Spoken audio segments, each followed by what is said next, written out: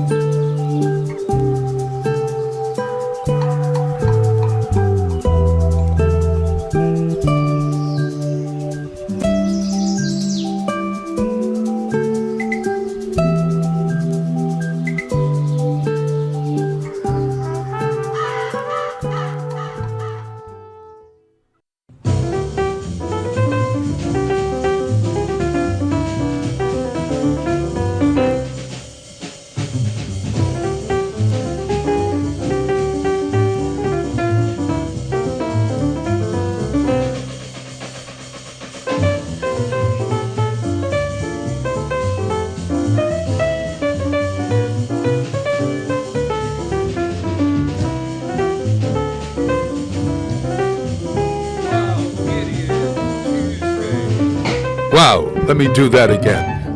Wow, it's Tuesday. It's December 2nd, 2025 and counting. That's a selection from Wisconsin. That's our Wisconsin music directors, Paul Bley Jazz. Santa Claus is coming to town. And right off the bat with the cheese? Huh? Right off the bat with the cheese? Yes. Yeah, right. It's exactly right. Yeah. Yeah. Well, we are into Christmas. We're into Decemberfest, and we had a incredible opening weekend for Decemberfest that we will talk about. My voice is a little shot this morning, but it's better than it was during the tree lighting ceremony on Saturday evening. And it's always interesting to me that we spend a lot of time, Peter Coles, incidentally, everyone. I'm Bob Plass, and it's, it's Tuesday. Bob Plass at, westfieldonweekends.com is where you get all the information. Bob Plass at such and such is where you reach me. But you got to be my friend. On Instagram, yeah. Yeah. You can get me on Instagram, actually, at plassbob@instagram.com. Yeah, and I do random Instagram posts. I'm trying to be as little less frantic about doing it. And I know you're supposed to do it 3 times a week, but maybe I don't get there. And if I don't, it's okay, right? So at any rate, Bob, you beat yourself up too much. Oh, I do. Well, it's my Catholic guilt, you know. We all have some kind of guilt. I blame it on the Jesuits. I don't know. Blame it on the Sisters of St. Joseph. I don't know. You know, who do you blame it on, Pete? You don't have any guilt at all. I have no Catholic guilt, Bob. You have no Catholic guilt? No. I realize that it's a good motivating tool, but you shouldn't harbor guilt because life is too short. Oh my God, yes. And you know what guilt is from the psychotherapist's point of view? Guilt is anger at yourself. Think about it. When you feel guilty, you're angry that you did something, and you did something that either went against your values or went against the laws or whatever it was. You have some kind of guilt attached with it. And oftentimes it's around, quote unquote, sinning, the church lady says. Satan. But the thing is I look on the brighter side of that is right. You may sin and you may fault because you're human, but God's forgiveness means that it's not going to stay permanent. Well, that's really good. Yeah. Well, and it's really so that you don't. It's really a tool that was developed so that humans don't carry that guilt because it causes stress and it causes unneeded anxiety and other potential illnesses. Well, guilt has a lot of associative symptoms attached to it. And how do you get rid of guilt? You get rid of guilt by forgiving. And so, yeah, but you got to forgive yourself first. Well, absolutely. And you forgive yourself by saying, hey, I'm human. And, hey, I'm human. I get sick. Okay? And don't blame myself. Don't blame... Hey, listen, I'm still recovering from a pneumonia that I had in October before I left to get married. I had double pneumonia. I remember. And so I walked out to take the dog out, and I got hit with cold, dry air. And When was this? Saturday. Saturday. That's why I wasn't there at the tree lighting. Oh, gosh. It's because my lungs felt like they were going to drop through my shoes. Yeah. They were so heavy. Well, my voice was quite honestly sort of totally shot. I mean, I sounded as if I were one of those bad connections on the cell phone that you get every other word, and somehow or other I was swallowing every other word, and might have been my postnasal drip. So in the morning, I said to myself, why don't you have somebody else sub in for you? Well, okay, so look. I'm the it's biggest. Okay to tap out. That's what I You're did. right. But I Peter, I'm the biggest ham in the world. I know that. And you can bring the ham away from the stage, but the stage will always sort of creep in. Now this is what happened. I'll tell you exactly. I woke up in the morning, and I know, I was feeling bad the day before, and so I stayed in bed. I nurtured myself the day before as well as I could. I drank lots of water, and I even went to the doctor, who said, "Look, you're not contagious. You're on the end of something," because I had this. You had the postnasal drip. Yeah. And then she said, "Now I think you're getting a cold. So you're in the getting rid of something and you're beginning something. And she said, you're not contagious. And I thought that was rather strange.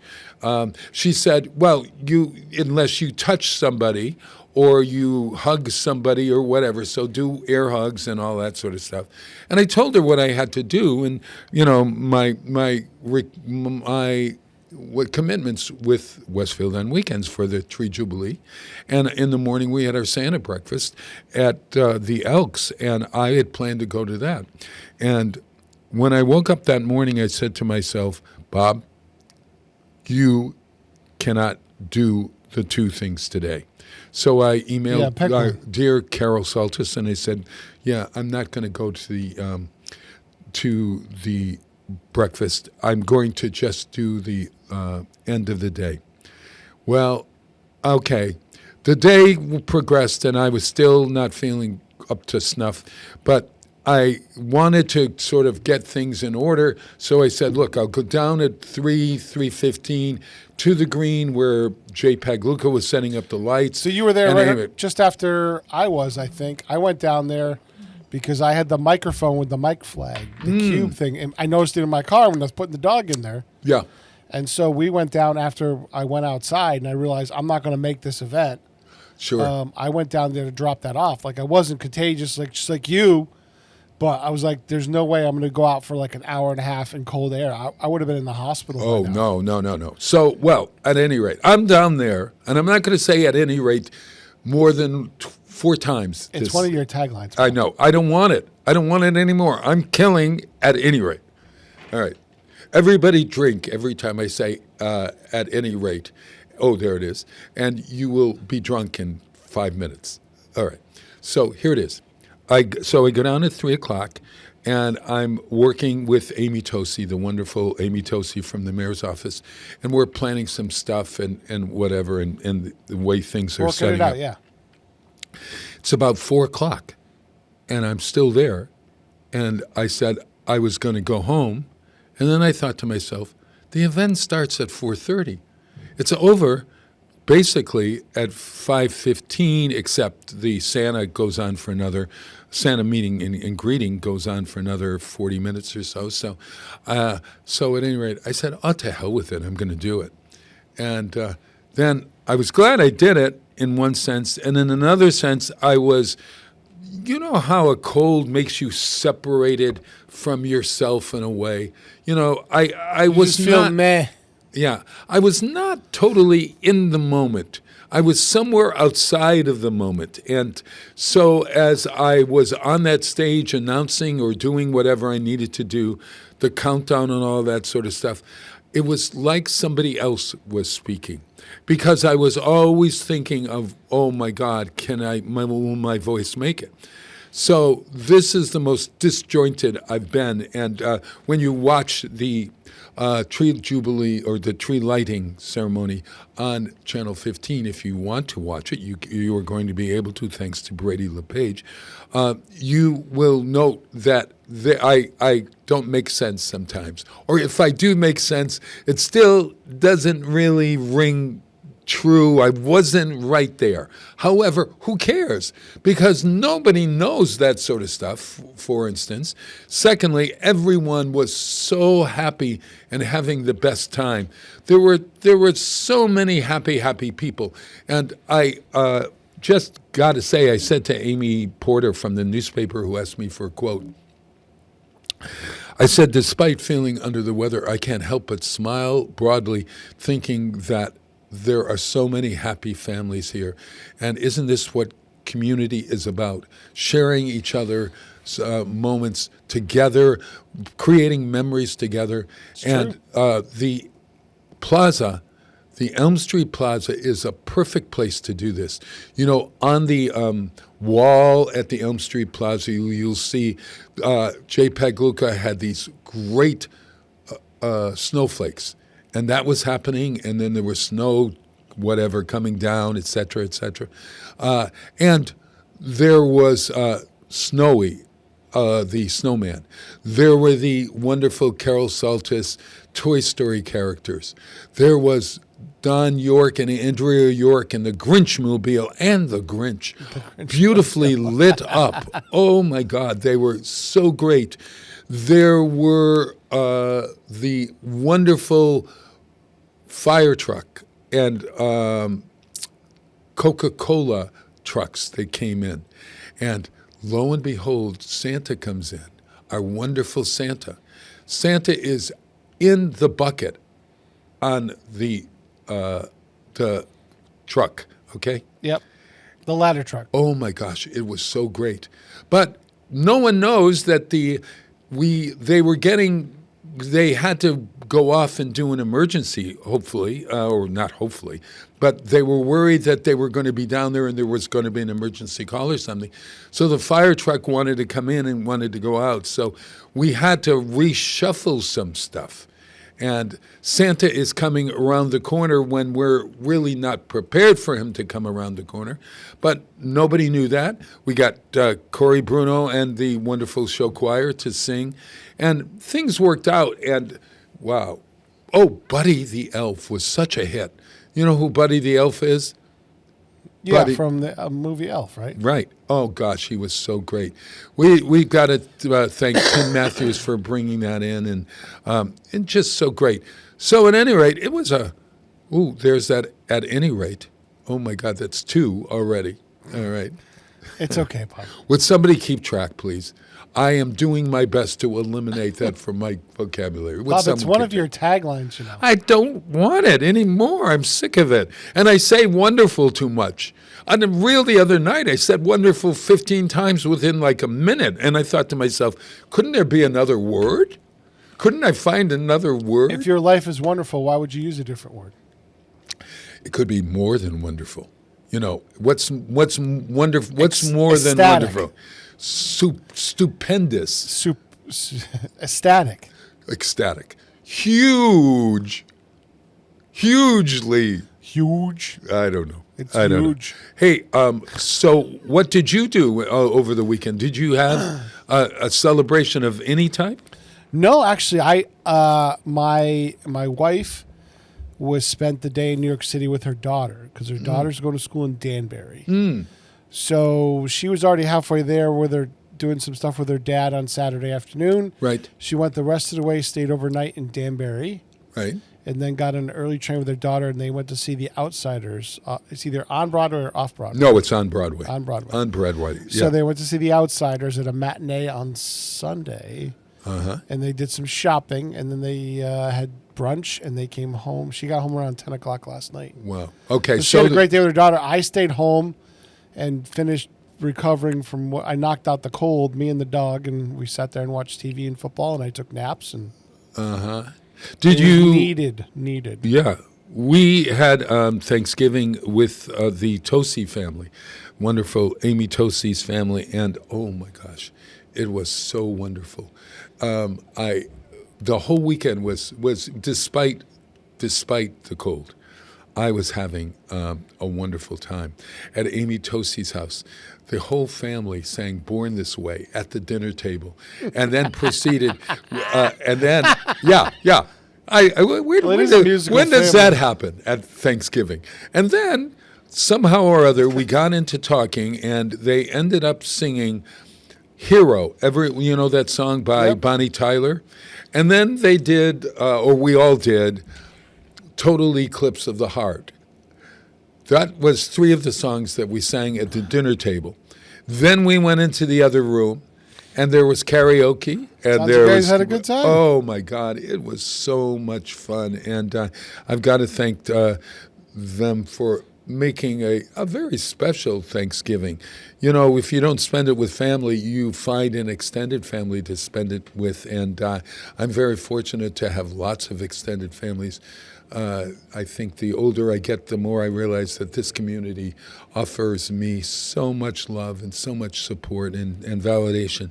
And I can't thank people enough on Thanksgiving and beyond for everything. So you have a lot of friends around here, Bob. Well, here in the midst of my 80th year, my 81st year on Earth, I have discovered that community is the answer. And so we all have to work together for community, to make ourselves cozier with one another, And that gets me into being able to play for you this song.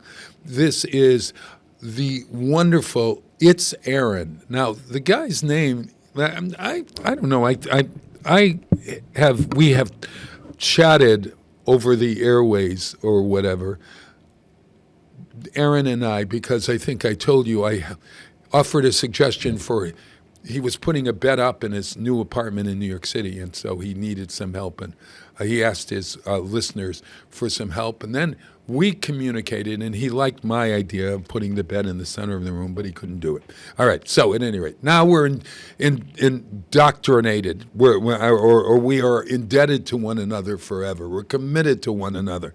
So I watch his career, and now he's in Europe opening for a woman named Honan Ford, who apparently has a wonderful following over there. And he is now putting out records. But he spells his name Aron in small letters, all right? And you will find him at It's Aaron, IT''S, It's Aaron. And his music is really wonderful, and he has this old-style crooning kind of thing, and he makes up songs that sound old yet are new, and he plays the guitar, he plays the piano. He's adorable. He does some wonderful videos of his music, and so he's got his song Cozy, and he wrote a song Cozy, so he wrote a version of this for Christmas, and so this is called Cozy at Christmas, and it's Aaron apostrophe, okay, and Honan Ford, Hohnen Ford, Ford. Here they are.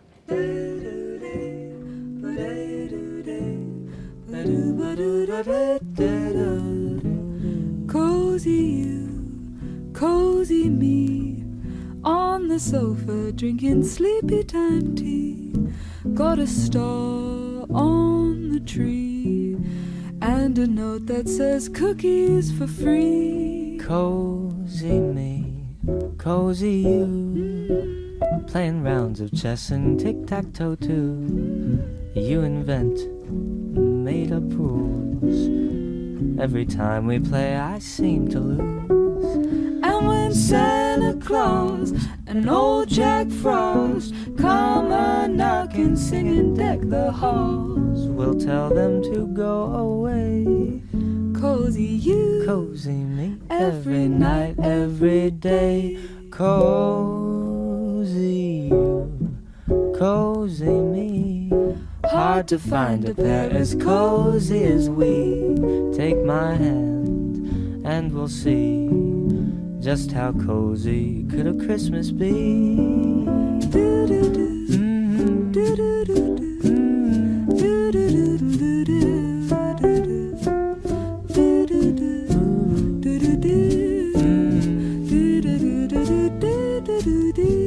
And the big award goes to Honan Ford for bestest buddy in the whole wide world. Now maybe it's Christmas cheer, but I just get so giddy around this time of year.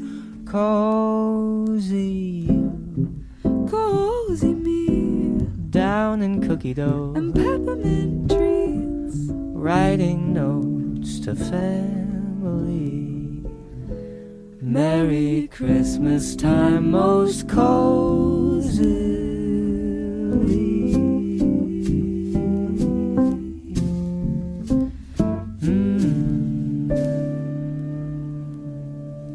Underwriting for the community programming is provided by the Boys and Girls Club of Greater Westfield, serving the youth of the Whip City and surrounding communities since 1969.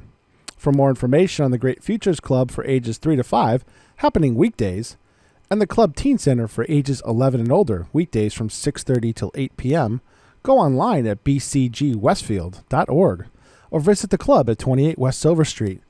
The Boys and Girls Club of Greater Westfield. Great futures start here.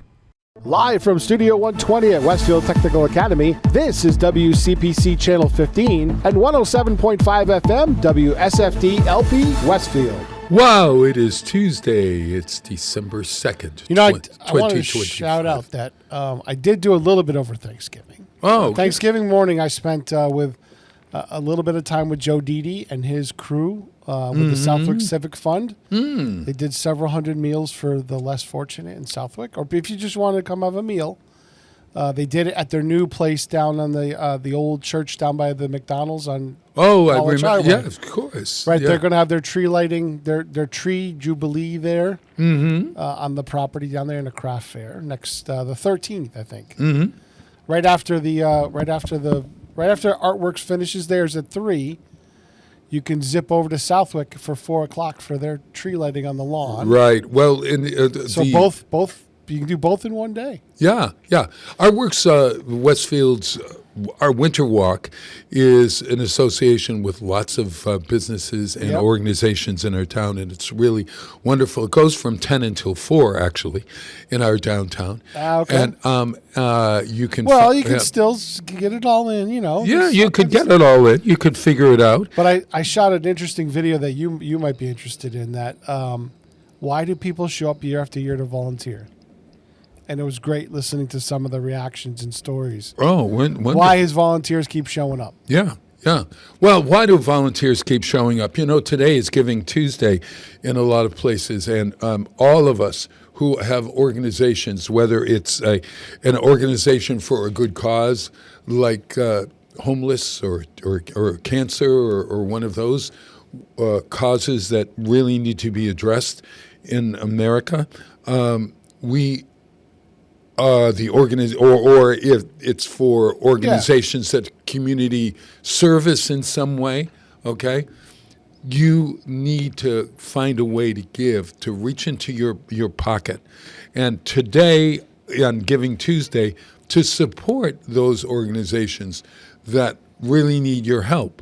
I know from a standpoint of a not-for-profit that does community art events, we are definitely, you know, when you put it on a list of things that are needed in America, well, we have to feed and clothe and house people before we, unfortunately, give them a book to read. They need those in order to be able to read a book or to be able to enjoy a concert or music. But that is not to say that arts organizations, well, which nourish our souls, our heart, need help as well. So I'm hoping that today you can reach out and you can support folks.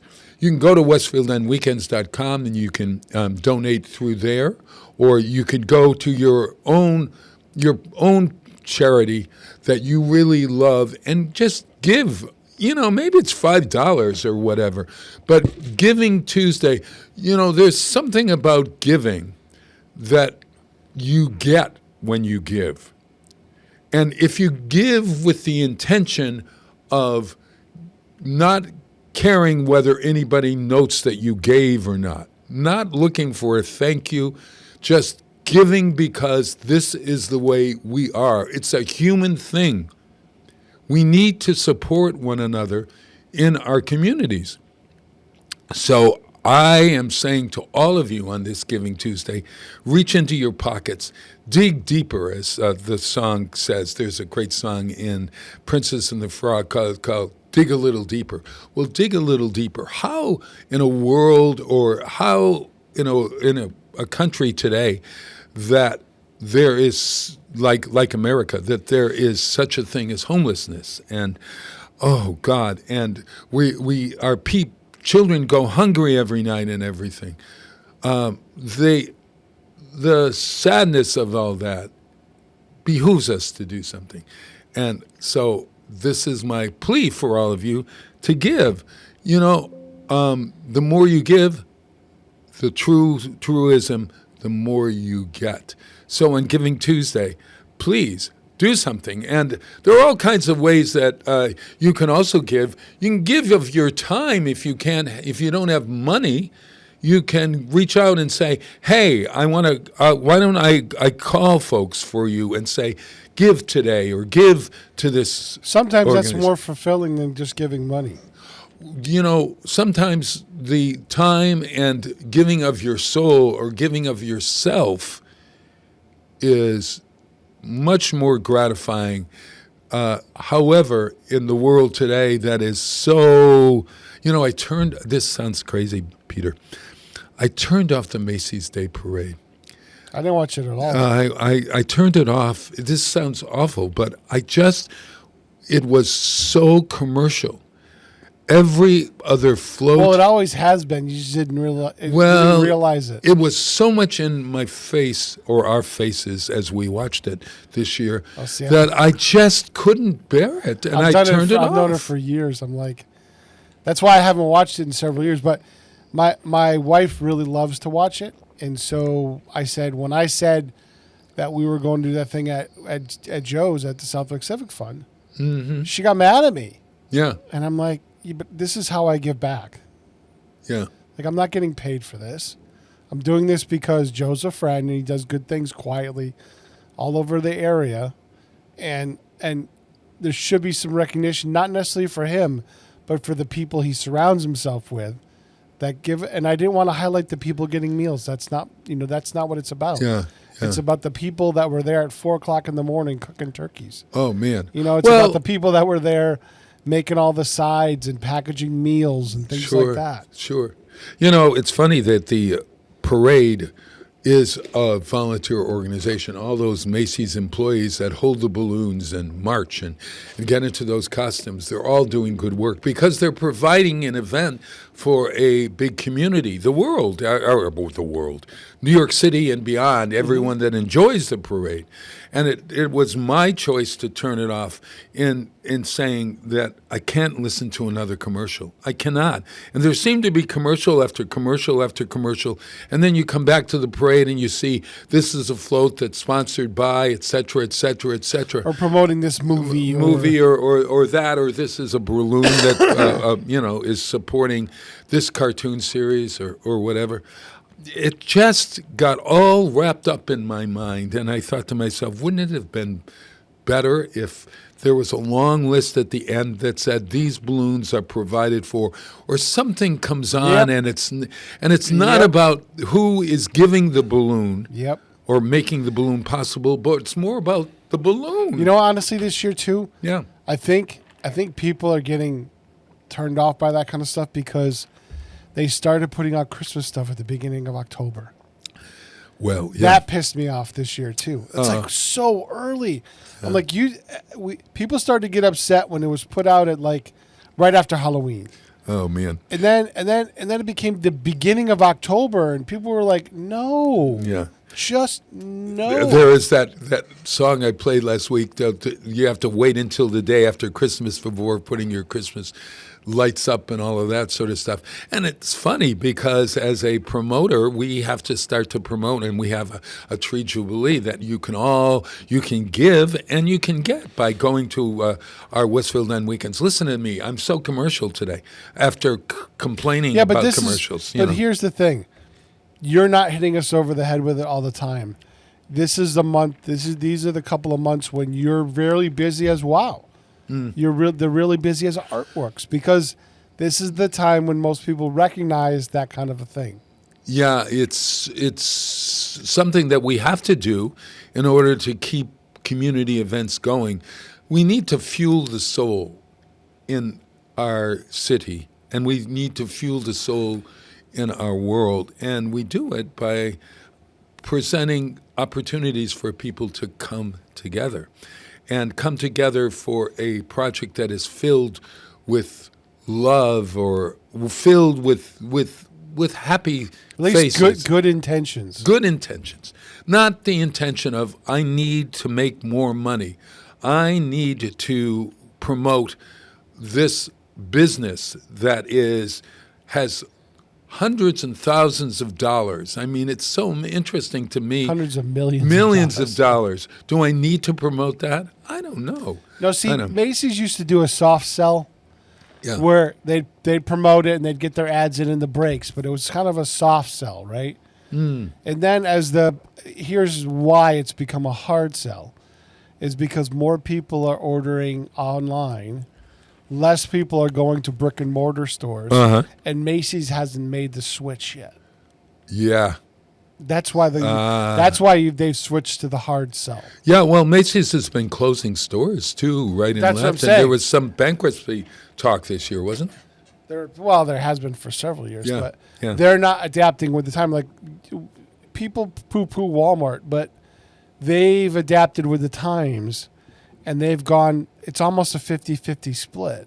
Like they've adapted their retail so that you can get it online, you can get it shipped to your door. Yeah. That's the Amazon style. Sure. But they've also done it so that you can go to the brick and mortar store and try it on or see it, but you can also order it online and pick it up at the store. So they've done the both. You know what I mean? Where Interesting, Macy's sure. has stayed with that traditional brick and mortar type thing.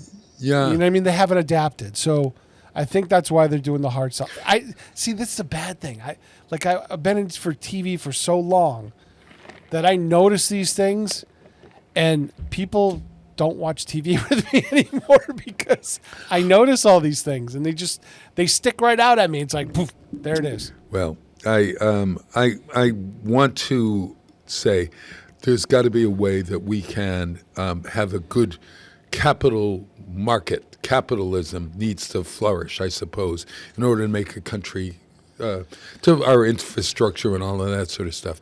But we also have to a way that we aren't bombarded by product every other minute.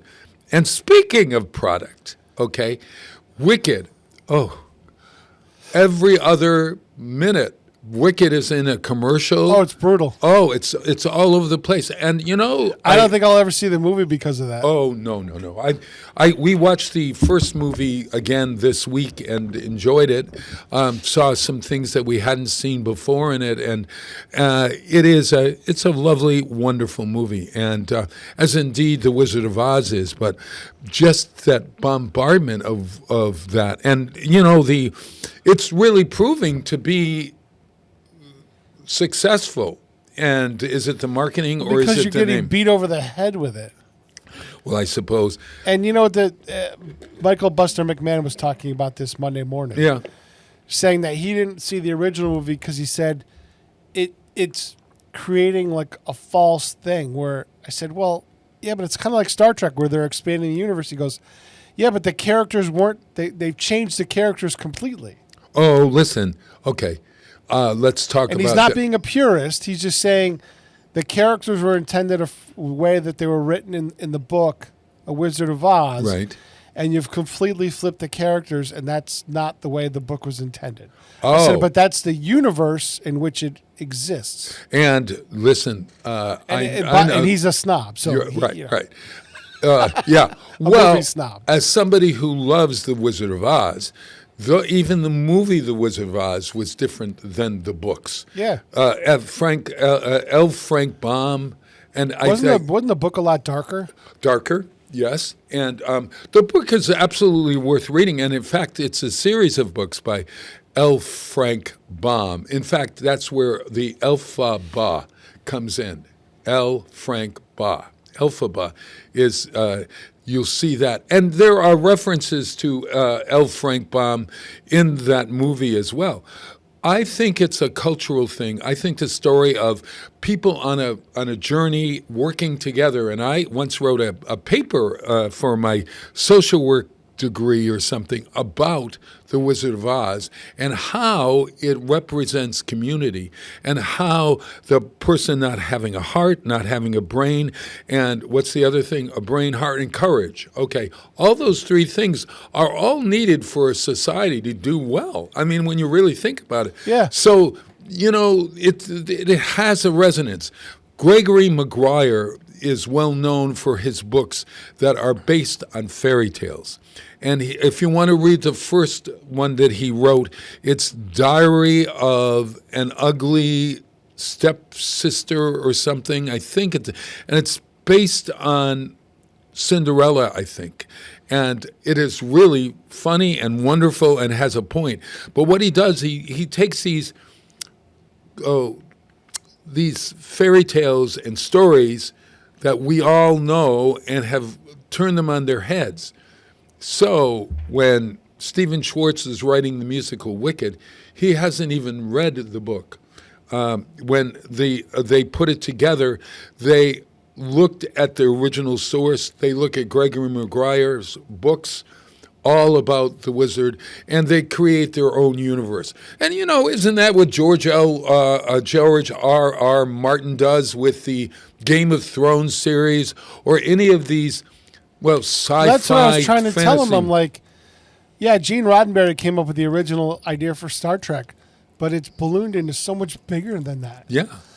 And why not? Why not find another way to tell people that this is what's needed in life, that community is needed? So anyway, let's hear, this is a really interesting song by Bette Midler.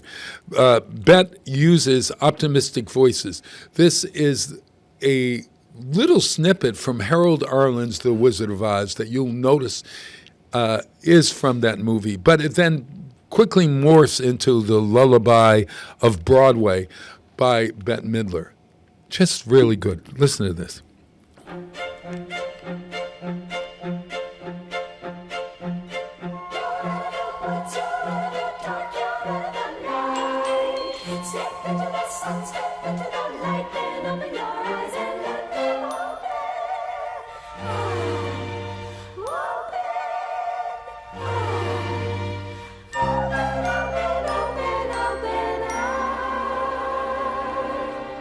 Come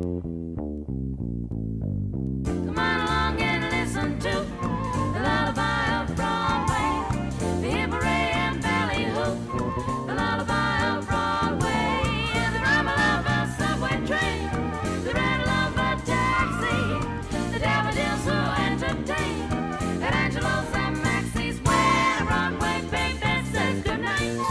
It's early in the morning, and babies don't sleep tight until the dawn. Good night, baby. Good night. Milkman's on his way. Dun dun dun. Sleep tight, baby. Sleep tight. Let's call it a day. Hey, come on along and listen to the lullaby of Broadway. The honey, boop, boop, ba doo is just a lullaby of Broadway. The band begins to go to town and everyone goes crazy.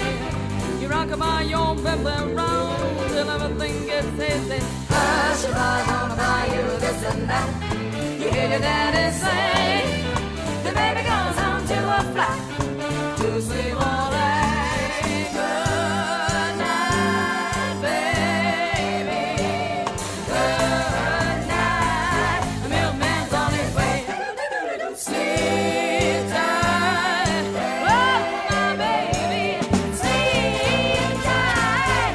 Let's call it a day. Listen to the lullaby of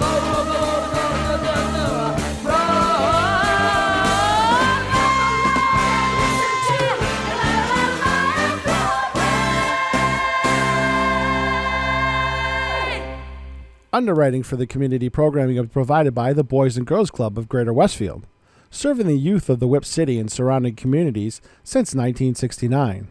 For more information on the Great Futures Club for ages 3 to 5, happening weekdays, and the Club Teen Center for ages 11 and older, weekdays from 6:30 till 8 p.m., go online at bcgwestfield.org or visit the club at 28 West Silver Street. The Boys and Girls Club of Greater Westfield. Great futures start here. Where will the superintendent spotlight shine next? Join Stefan Zaporowski and Chris Rogers every Thursday at 9 a.m. to find out. 107.5 FM WSFD. Live from Studio 120 at Westfield Technical Academy, this is WCPC Channel 15 and 107.5 FM WSFD-LP Westfield. Wow. Today is National Safety Razor Day, Peter. Yeah. That's Peter Coles in the center square there. I'm Bob Plass. Hey, look, watch me put my glasses together. Boom. There you go. Snap, crackle, pop. Now I've become the Ralphie from Christmas Story. All right. I have a question All grown for you, up. Bob. Is your Christmas shopping done? Basically it is. Yep. Yeah, because as you get older, you don't have to give, unless you're a grandfather or a grandmother, you don't have to give to folks The as grown much. kids The anymore? grown kids. We actually give a lot to our, or we don't, I mean a lot, when I say a lot, we give each year to all of the relatives in Wisconsin, the families and the children each get a little thing from Family us. gift, yeah. Family gift. And a family gift and an individual, we send to tree, tree ornaments and put some money in each one of the tree ornaments. And James has done that for ad infinitum.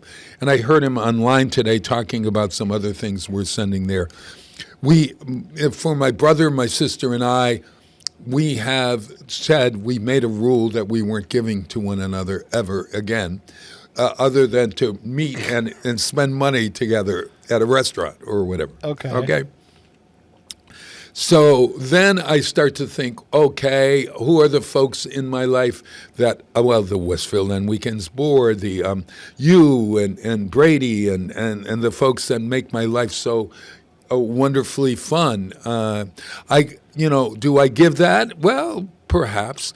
And I'm not going to feel guilty, as we were talking about, if I don't, but I'm going to find a way to sort of say you're special at Christmas or special during the season. Yep. And I love this idea. Our friend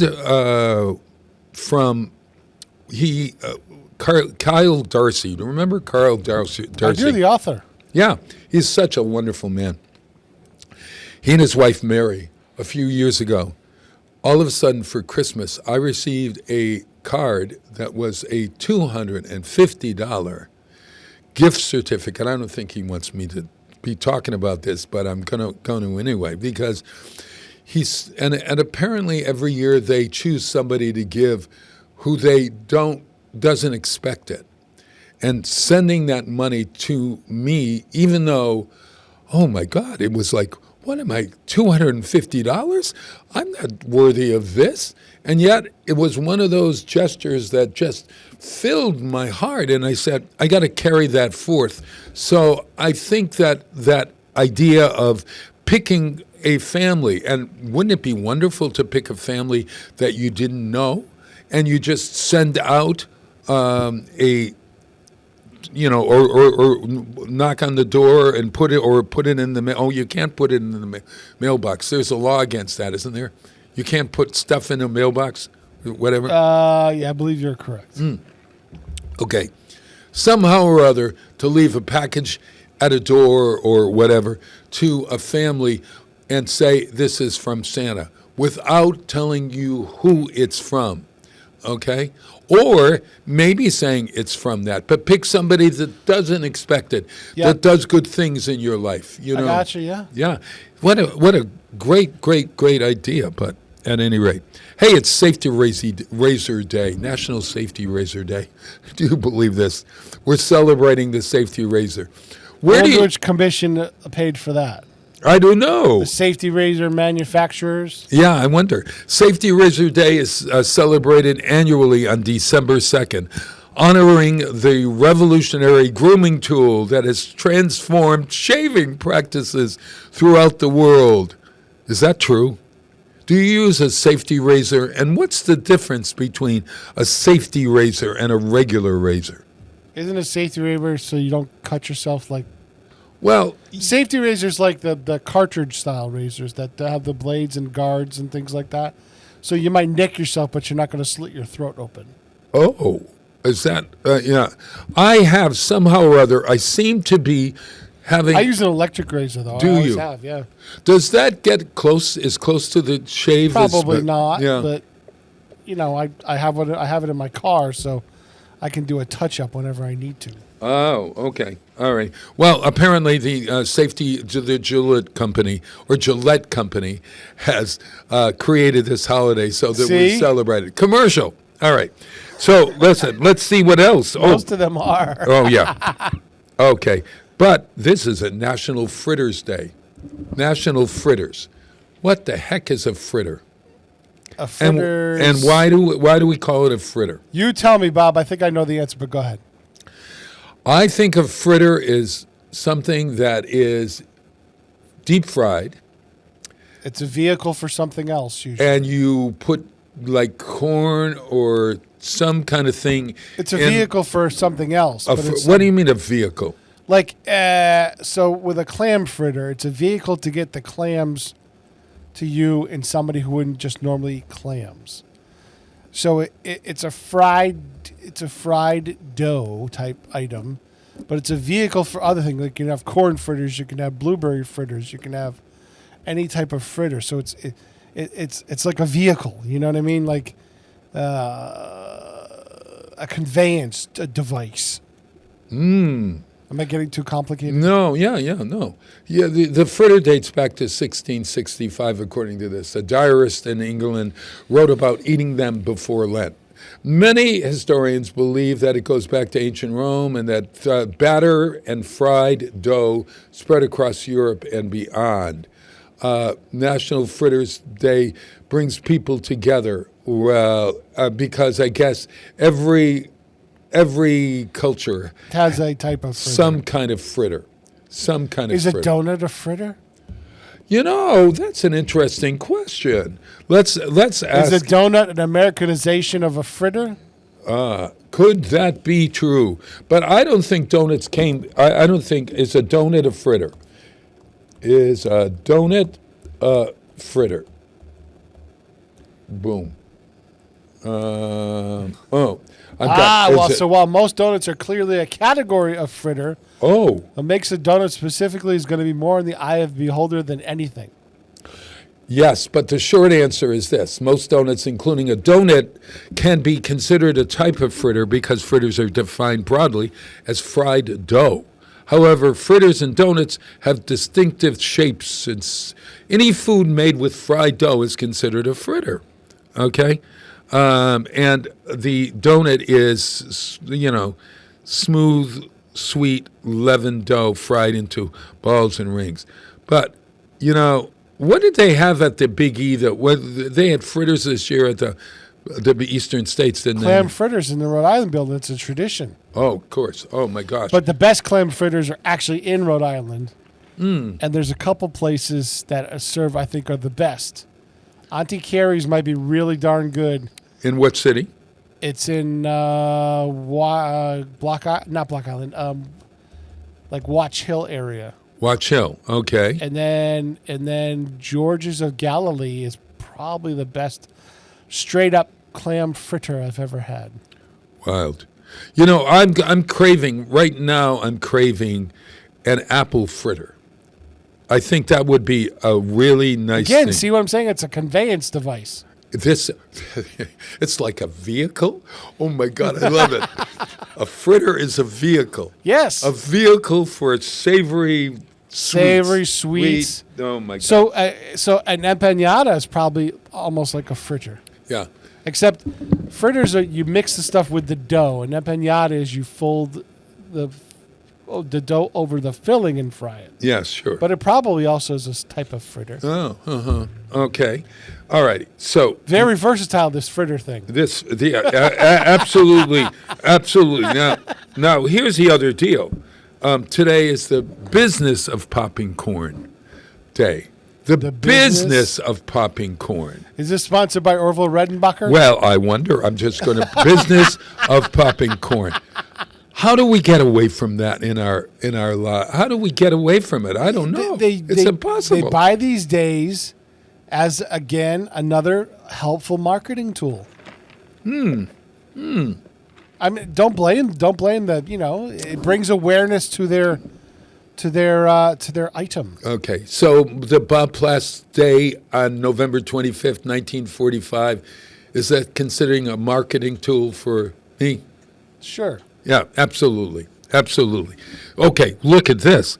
Okay, you won't believe this. In 1884, Charles Creeders, looks like creators only without an A, Creeders created a steam-powered popcorn machine, 1885, that automated the popping process, ensuring consistent quality and flavor.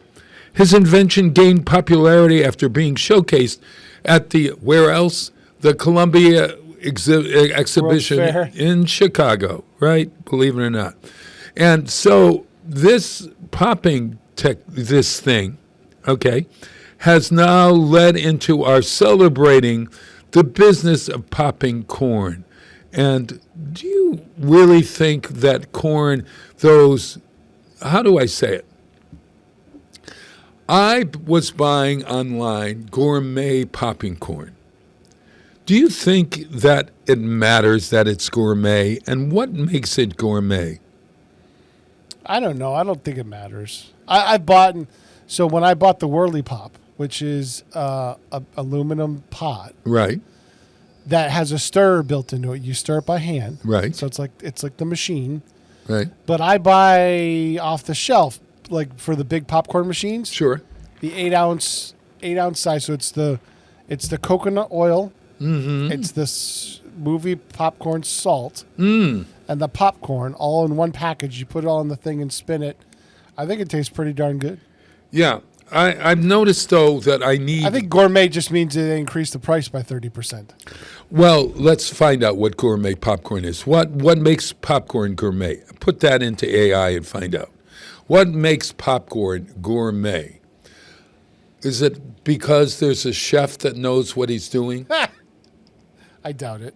We'd have to ask John Eaton when he comes in to discover the thrill of popcorn.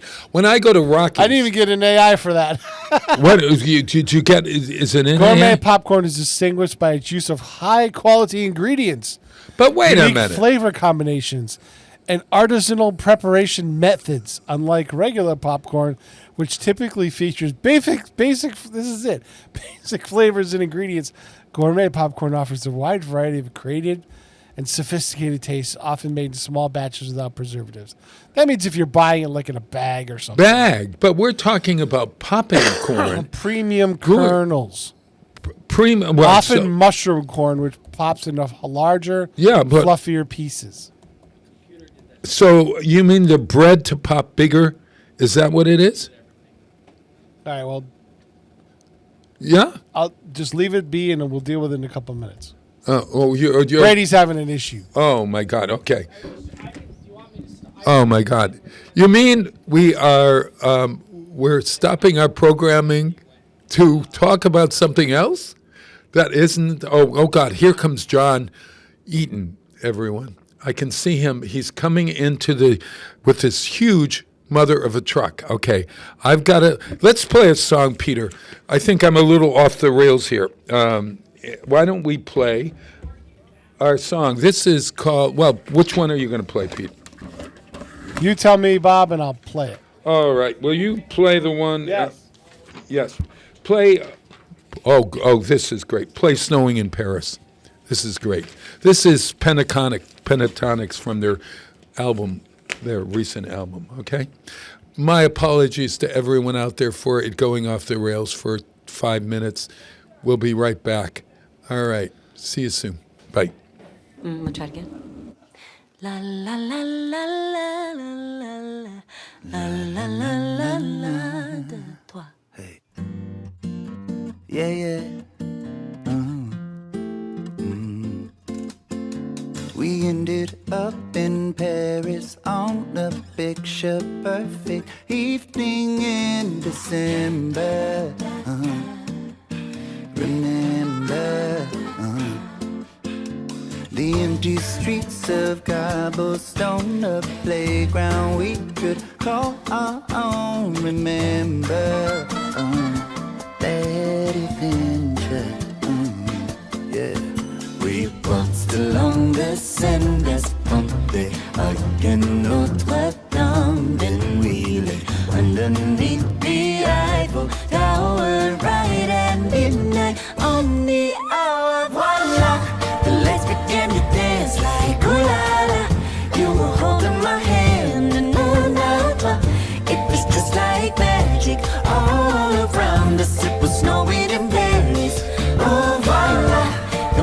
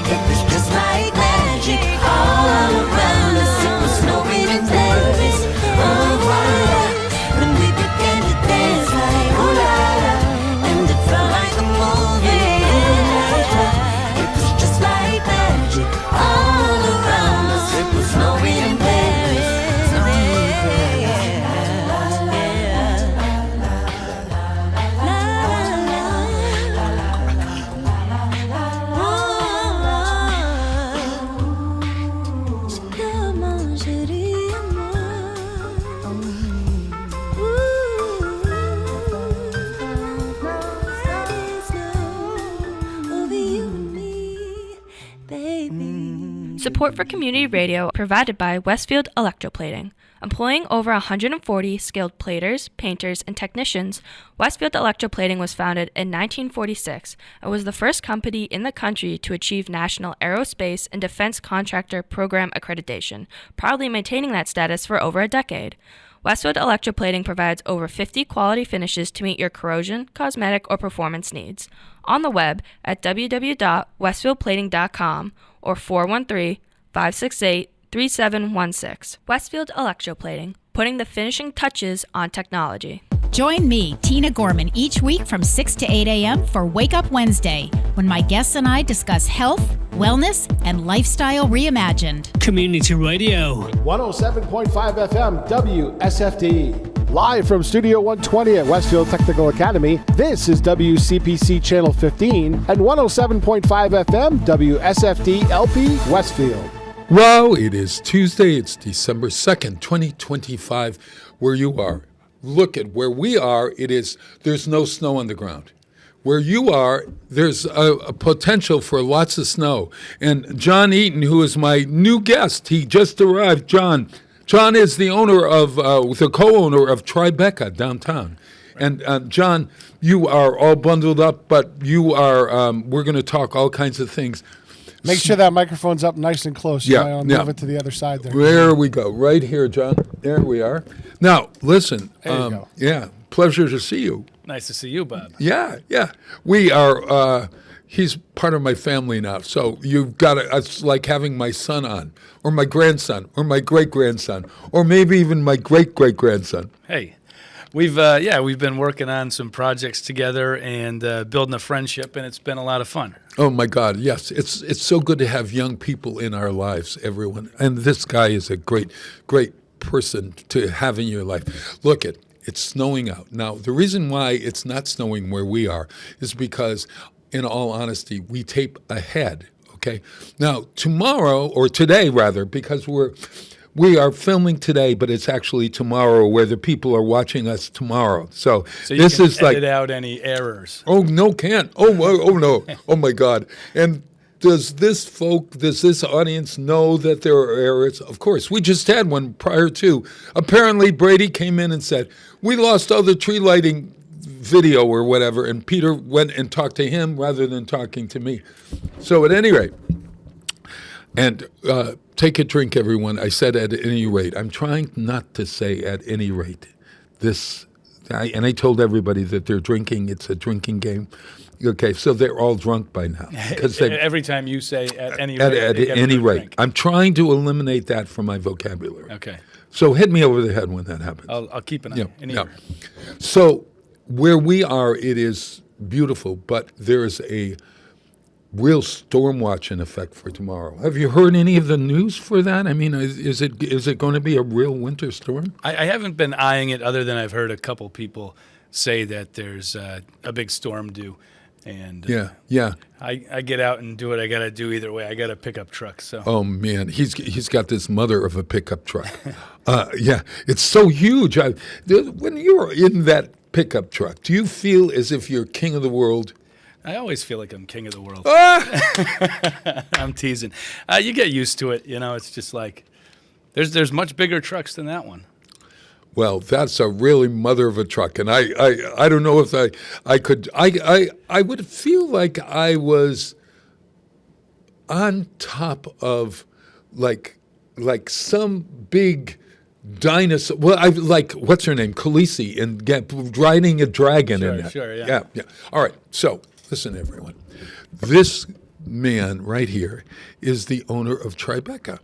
And we have so much to talk about because not only are you an owner of a restaurant, you run a restaurant. Right. You also are a construction man. Right. You have a construction company itself? Not officially. I mean, I call it, DBA Eaton Realty Management. DBA Realty Management? Eaton Realty Management, right. And that Eaton Realty Manager is a construction company? For the most part. Yes. Okay. Yeah. EATON. Right. English. All the way through? Irish. English, Irish. Yeah. Okay. And are you a native of Westfield? Where are you from? I grew up in Longmeadow. I did live in Westfield in my early 20s for a few years, and now I've been in Southwick for going on 10 years. Right. And when did you have the bright idea to open a restaurant? About now 4 years ago, an old friend of mine and I were kicking it around, and we were actually more at first thinking about doing a bar. And so we had the idea, and we were kind of scoping places out, kicking the idea around. And the more we looked, we said, we think Westfield seems a little underserved, and more so maybe underserved for restaurants. And also we see, a city that's going to keep growing, a downtown that's revitalizing, and we kind of said, hey, this is the right place to do this. We're gonna come in and get in early on the revitalization of downtown Westfield. So then you come up with the name Tribeca, and when we saw that name to begin with, I said, wait a minute, New York, Tribeca, triangle below Canal Street. That's right, yeah. Where I did a film there, actually. I did a film with Nicolas Cage called It Could Happen to You. And they built a diner right in the Tribeca area, right down there. And they actually built this diner, and it was about a waitress getting a tip, $1 million tip or whatever. So I'm in the beginning of it. I walk in and I walk past the thing, and then the movie starts. Did I you don't have do a it line then. or anything? No. I've never told you in our conversations that I used to do some of that work myself. And Really? I actually used to have my SAG card. No. Yeah. What are you kidding me? Yeah. You got a SAG card as well? It's not active, but yeah, I used to. I mean, it's been over 20 years since Hey, Bob, he knows a guy. Oh, I know a guy. Yeah. So yeah, I used to go into the city in my my teenage years and do a lot of extra work. So we might have worked on some films together. It's possible. Oh my gosh! Yeah. Name some of your big hits? My big hits. I never had a single line. My biggest hit was a show called Third Watch, and I was a gunshot victim, and so I was on a stretcher, and I was actually right there with the stars of the show, and they actually did blood on me. Oh, sure. And you got a close up. So that was the best thing I ever got out of all of it. Oh man! Did you ever do SVU or Law and Order? Because I did tons of Law and Order, Okay. and I did Okochek. Sopranos. Sopranos. Yeah, and I'll tell you, I did The Sopranos. I think I was 17, and they were paying extra. They needed vehicles, and specifically trucks. And so I said, "Hey, Dad, can I take your truck? We get, they pay a couple $100 extra if you bring a truck." And my father Danny's truck got like a whole minute of screen time. I didn't get anything. Oh, man. But the truck Holy did great. Mother, oh yeah, oh my God. Right. Well, it's so funny because it's a whole world of work that people don't recognize. Sure. That every one of those people, or most of the people that you see on screen, Right. are being paid. Correct. Yeah. And you remember how we would be praying for it to go over 8 hours because then it starts get to the be extra pay. time and a half Yeah. and time and a half, and then at 12 hours, you then get a day's pay for every Right. hour. And God, I made a killing on. I never hit it. Oh no. No.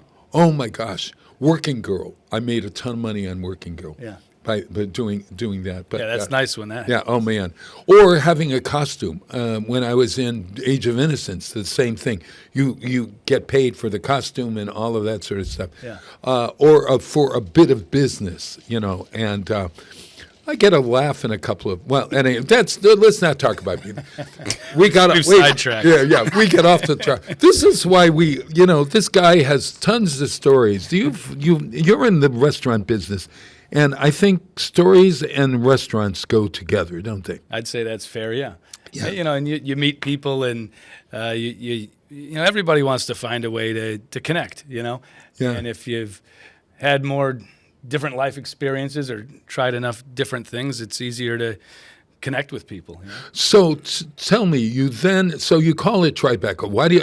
That's where we got off the track. Sure. Tribeca, below Canal. Right. Okay, so that area of New York City. Why did you call your restaurant Tribeca? So the uninteresting truth is that we like the sound of it, and we had a list of somewhere in the neighborhood of 40 names, and we just kept kicking them around, and we really just liked the sound of Tribeca, and then we've since tried to excuse it with some correlations. It's an very old building and revitalizing downtown. Revitalizing downtown the was old brick, one that the old brick building, Yeah. going from old industrial towards now a restaurant. So we say there's a canal kind of in the area.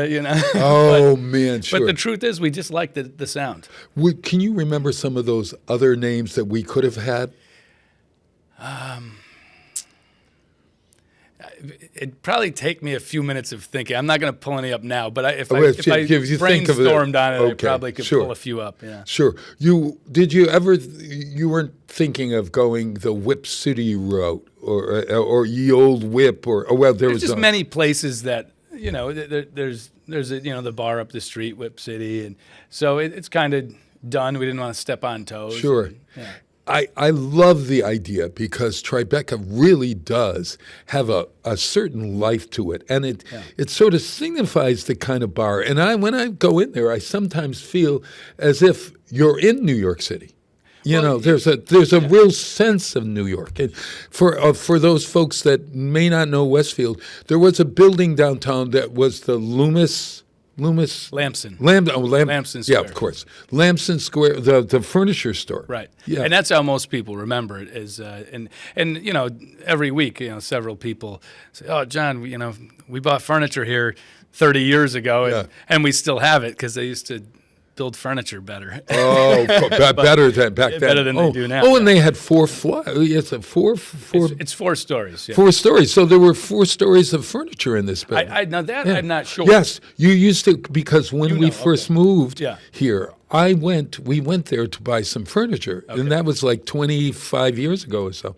And we went up in this freight elevator. I don't know even if it's there still, but that freight elevator would take you up to the higher floors where you looked out and there were all these couches and all of that sort of stuff. So you've enlightened me that it was all 4 floors. I know a little bit about maybe 3, at least 3. The elevator that's interesting, although I'll probably slaughter it a little bit. Yeah. But according to Gene Borowski, the fellow who owns the building, I believe what he told me was that it was the first water-powered elevator, maybe in the state or something like that. And I guess, and I don't quite comprehend all the technology, but they started with a really large water pipe, and as it shrunk, the pressure increases, and they would use that to operate that elevator. Wow. And Gene actually still has the original wheel and a few other parts, and it's quite bulky and heavy, and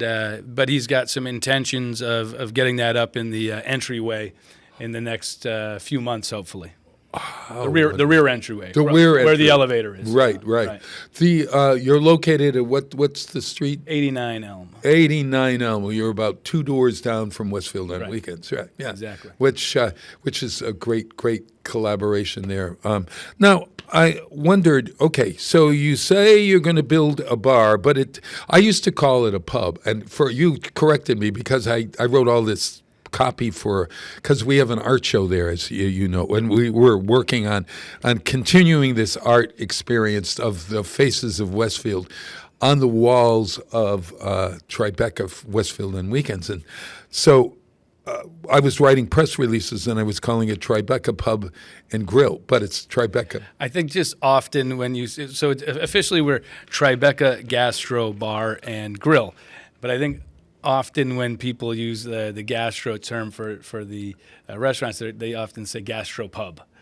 But gastropub. And I think that's just probably what your head did. Yeah, because that's more typical than gastro bar. Oh, okay. And the word gastro. When I use the word gastro, it usually refers to my going to the doctor for my colonoscopy. So, I had never had this association personally with that term when I hear it. But, since opening, people have brought it up a number of times. Oh, you really? Oh, yeah. And they go, it doesn't make me think I want to eat. It makes me think I want to go to the bathroom or something. And it's an unattractive term to them in a restaurant. And they go, but I have heard it a handful of times, and I go, geez, maybe we shouldn't have done that.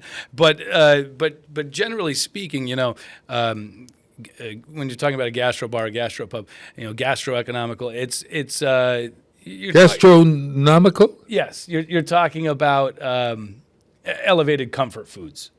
Oh, and that's kind of what the term is referring to for people who do know it when they hear it. It's elevated comfort foods. Elevated comfort foods. Oh my gosh, doesn't that sound great? The next thing is, how authentically have we stuck to that? Yes. And probably about 50%. 50%. Well, we have some stuff that I wouldn't associate so much as a comfort food. Yeah. But still many things that are. For instance, we just reopened Mondays with our build your own mac and cheese Monday. Obviously, mac and cheese. Oh, great, man. great I was looking at that menu and I was thinking, you start with the basic mac and cheese, which has a couple of, cheeses in it, 3 cheeses, 2 cheeses, 4, I don't know. I believe it's 3 cheeses. Yeah. And this really, and it's in a, like a terrine we or serve something? it finally in a cast iron, but so the Monday mac and cheese, he does fresh in the skillet, mixes the cream, thickens it, and then adds, puts whatever your add-ons are for the build your own, and then it goes into the skillet from there and bakes in the oven to finish with a cheese on top and comes out, and it's just really fresh and really. Man, alone it would be wonderful, but you can add all these other things to it. Yeah. So you build your own mac and cheese. Oh my God! Right. Oh. So you can add, proteins or different vegetables or truffle oil. Yeah. Do you have any fritters on the menu? Today's National Fritters Day. Is it? Yeah. We had beignets on the first menu, which is. And maybe in the fritter family. Yes, of course it is. Yeah, fried dough. We found out. Right, It's basically fried dough. But that one came off a couple of menu changes ago. We try to recycle or change up, a third of the menu every 4 or 5 months just to keep things fresh. Sure. So you then so we've talked about you come up with a name, then you have to come up with a menu. And we just talked about mac and cheese. Right. And your menu was going to, and is still, something that I worked at a restaurant in New York City, backstage, and it was the beginning of my experience with something called tapas. Okay. TAPAS. Right. Do you know Backstage at all? It's on 46th Street. No. And it was Ted Hook's Backstage. All the big stars used to play there, and or eat there, and then afterwards sing at the piano bar and all that business. Fun. For folks, this is where Robert Reed told me I looked nothing like him when I approached him at the bar, thinking that I was tell him that people say you look alike? Yeah, and he said, And he "Oh, thank you." And then he turned around and he didn't talk to me ever again. And I was sitting right next to him at the bar. It was kind of, at any rate, I had another drink. You got snubbed. Yeah. So at any rate, this was a bar that served tapas. Yeah. And I tell me about your choice about tapas. Right. And then I start to think, oh gosh, am I going to have enough? Yeah. Go ahead. Yeah. Well, the reason we wanted to do tapas is because my friends and I, we went out before I had a restaurant. I used to go out to eat a lot, and now I'm at the restaurant all the time. But we would go out to eat often, and we kind of always found ourselves saying, "Hey, you get that meal, and I'll get this meal, and we'll split it." Or why don't we just get, if there's 4 of us, why don't we just get these 8 appetizers and share everything, or these 6 appetizers and 1 meal? And sure. So we were always kind of enjoying just that sampling when we went out to eat, and It's not like I'm going to let you. I'll just pick off your plate. James will say that to me. I'm going to pick off your plate, and I'm going, no, it's my plate. You get your own plate. And so but if you plan that ahead of time, you plan it ahead. Then you're not upset with James, right? Because that was the plan, and you're picking off his as well. So Yes. it's fair play. Yeah. So that was just kind of it. We had enjoyed eating that way ourselves, and we'd seen other people enjoying it and growing in popularity, and to the point I'm trying to make is we would go to places that weren't tapas restaurants, but kind of make it that way on our own. Sure. So we enjoyed it so much we figured other people would too. I think to your last question about people, our portions compared to other tapas restaurants are really quite large. Holy mother, they certainly are. And some people will come in and just get one tapa and for themselves and have that. Right. And depending which one it is, you could be full off the one. And we also serve everyone at dinner with fresh warm bread and with roasted garlic and oil, and that helps fill you up too. Sure. And you also have I always say that you can't go wrong with the Tribeca charcuterie tray. I love charcuterie. Oh my God! Yeah. Yeah, it's great. We just brought in for our new one. So I go everywhere I go. If I see a supersat, that's a super what? Supersata. It's an Italian sausage. Oh yeah, of course. And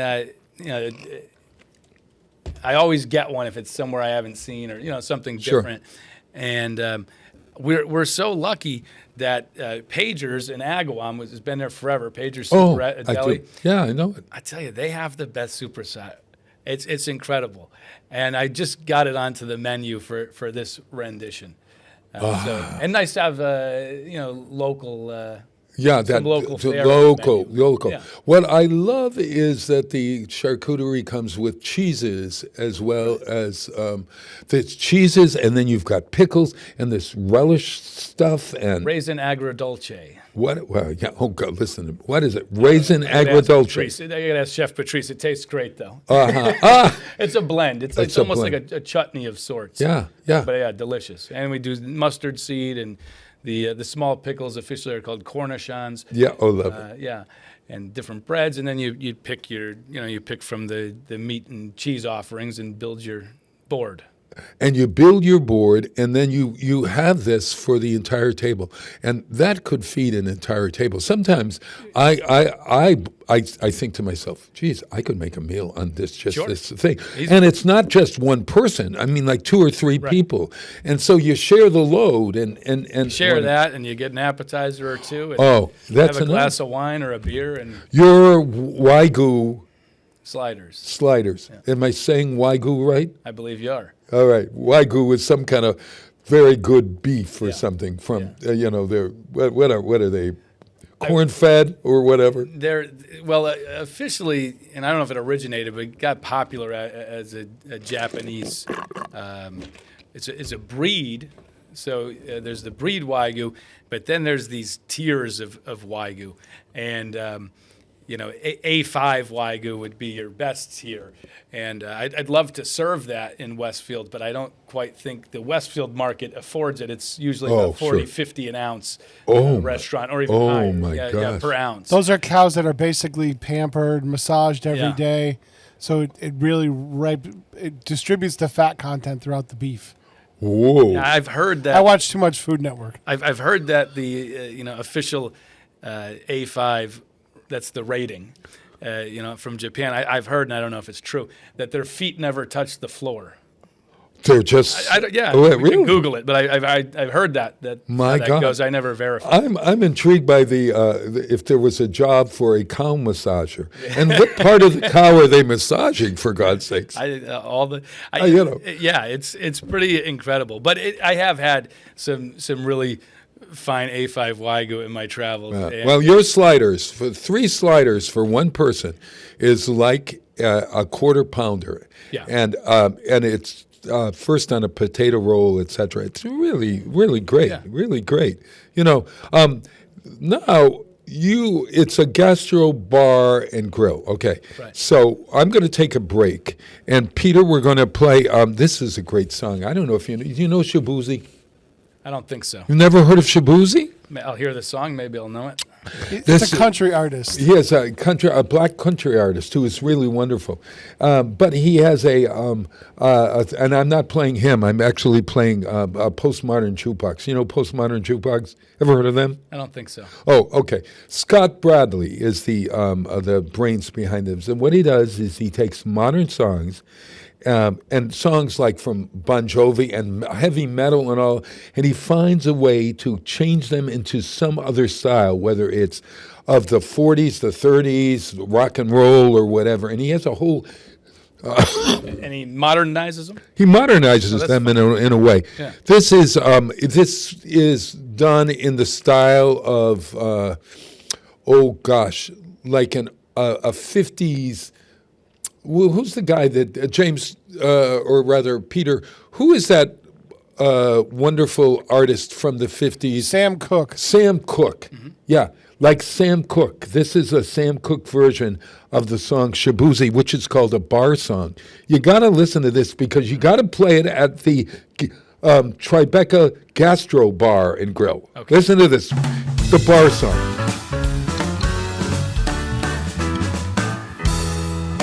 My baby want a Birkin. She been telling me all night long. Gasoline and groceries, the list goes on and on. This 9 to 5 ain't working. Why the hell do I work so hard? I can't worry about my problems. I can't take them when I'm gone. Here comes the 2 to the 3 to the 4. Tell them bring another out, we need plenty more. Stepping on the table, she don't need a dance floor. Oh my, good Lord. Someone pour me up a double shot of whiskey. They know me and Jack Daniels, they got a history. There's a party downtown near 5th Street.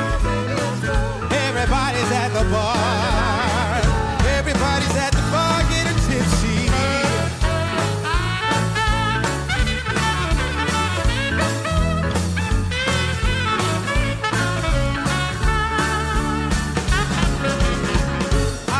Since I left, I ain't changing for a check. Tell my mama I ain't forget. Oh Lord, I've been drunk since 10 a.m. We gon' do this all again. Tell your girl to bring a friend. Oh, one. Here comes the 2 to the 3 to the 4.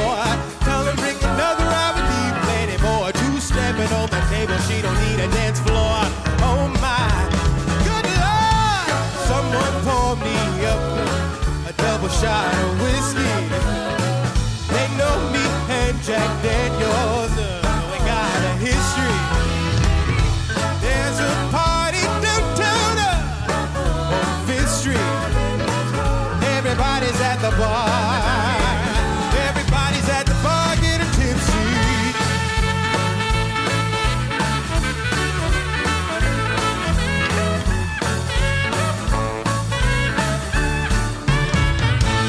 All right, y'all. Let's break it down. It's Saturday night and I'm feeling all right. But before we hit the dance floor, why don't we do a round of shots? Hey, bartender, can I have 1 shot? It's a wonderful world, baby. Let's make it a double shot. We're having a party. Let's make it a triple shot. Come on. Oh, let's bring it on.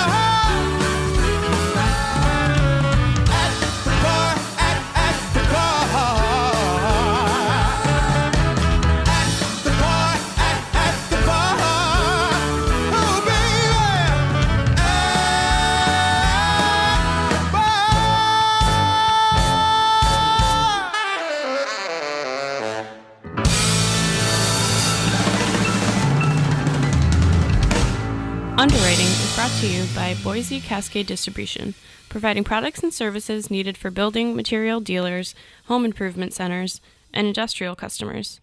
They offer everything from engineered wood and plywood to Drex decking and railing, James Hardie siding, and Advantech subfloor. Located at 33 Fowler Street Extension in Westfield and on the web at bc.com, they are committed to providing quality products, great service, convenience, and value. Listen to me, Michael Buster McMahon, Mondays 8 to 10 a.m. to learn the stories behind your favorite songs. Or don't. I'm not the boss of you. Community Radio. 107.5 FM WSFD.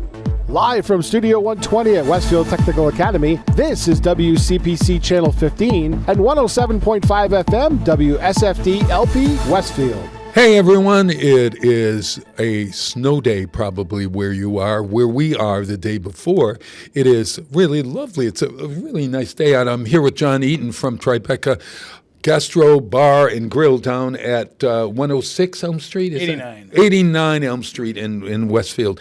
And we're having a great time talking about all kinds of things today. Peter, what do folks need to know if it is a snow day? We've got to prepare them. Where do they go as somebody from the city? What do they need to know? Major media outlets on the city website. And I know that the schools do, I think the schools just do major media outlets. I usually get notified and run as a crawl on Channel 15 and Channel 12 as soon as I find out about it. Sure. And then we'll probably run it on the radio station as well. Gotcha. So maybe you're home enjoying a glass of wine. Do you ever shut down, John? Does Tribeca ever shut down? Are you a 7-day-a-week operation? We are now, yeah. Now Holy that I mentioned mother. earlier, we reopened Mondays. So we had been closed Mondays. We closed on Thanksgiving. Yeah. We'll close on Christmas. Right. But we're open most of the time. Right.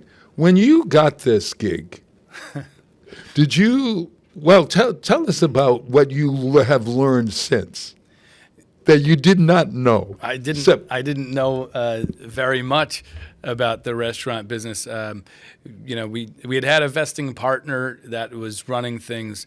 It didn't work out with him. Right.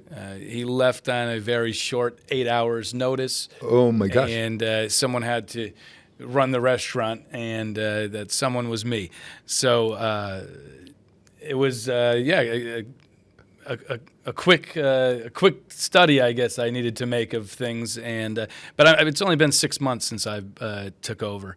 And so I'm still learning all the time. Thankfully, I've got great help with professional chefs and how do you find a professional chef? We found our professional chef on Indeed. On what do you mean? Indeed, what is that, like like Grindr or something? Yes, for employees. For employees, rather than lovers. Yeah. Oh my God! Yeah, sure. Yeah. We found Chef Patrice on Indeed. He was previously at Springfield Country Club. And he was looking to do something a little more boutique, maybe. They do a lot of catering there. Or a lot of over at the country club. At the country club, yeah. And we wanted to get into something more this speed. So it was a good fit, and he is just incredibly talented, creative. He can. Sometimes he'll just make up dishes so fast, and they work so well. And I'm like, how do you do that? Yeah. So do you ever come in and say, "Hey, why don't you do this? Why try something here?" Yes, and sometimes he, as I said, I'm learning, explains to me why that's not a good idea, or why it wouldn't be an efficient idea, perhaps. Sure. But yeah, I do, and then sometimes we do it. So sometimes my ideas get through, and sometimes they don't.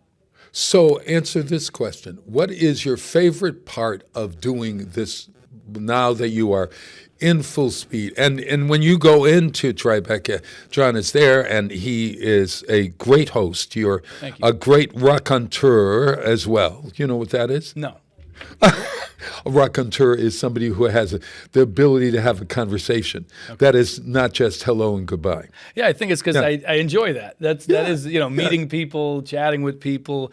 Our staff's great. I enjoy working with the staff and just doing something. It's still exciting to me because it's new. You know, Oh, sure. Only 6 months. I like doing new things, new adventures, and learning.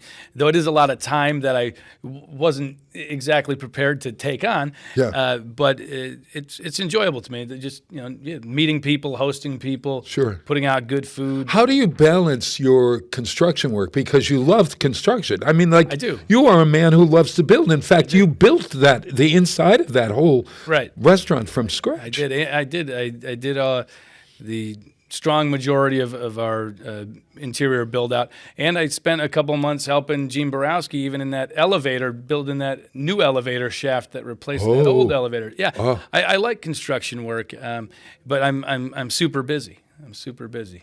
And how much time does a restaurateur get to sleep? And how much sleep do you need? As a 10-hour night sleeper, man, I like to hear. It depends. Sometimes I get catch-up days and where I can get an 8-9 hour because I might only got 3 or 4 the night before, or a couple nights before, and then hey, I got to crash and do a 10-hour this day. And but yeah, probably I probably average somewhere around 5. 5 at the moment. 5. I'd prefer 7. Oh yeah. Oh my gosh. What's the worst thing about being in a restaurant business today? And that's maybe not worse. It could be, let's put it as challenging, or what's the challenge? I got the same answer. I've got an answer for you. Yeah. It's the unpredictability. Like for instance, we started a Sunday jazz brunch, live jazz brunch 3 months ago. I love this. And it's starting to get wheels. It's starting to catch on. Yesterday we had the busiest one we've ever had. So very exciting, very encouraging. Oh, yes. People don't always make reservations. We're happy for them to come without them, but we were so busy. I should have had another staff on.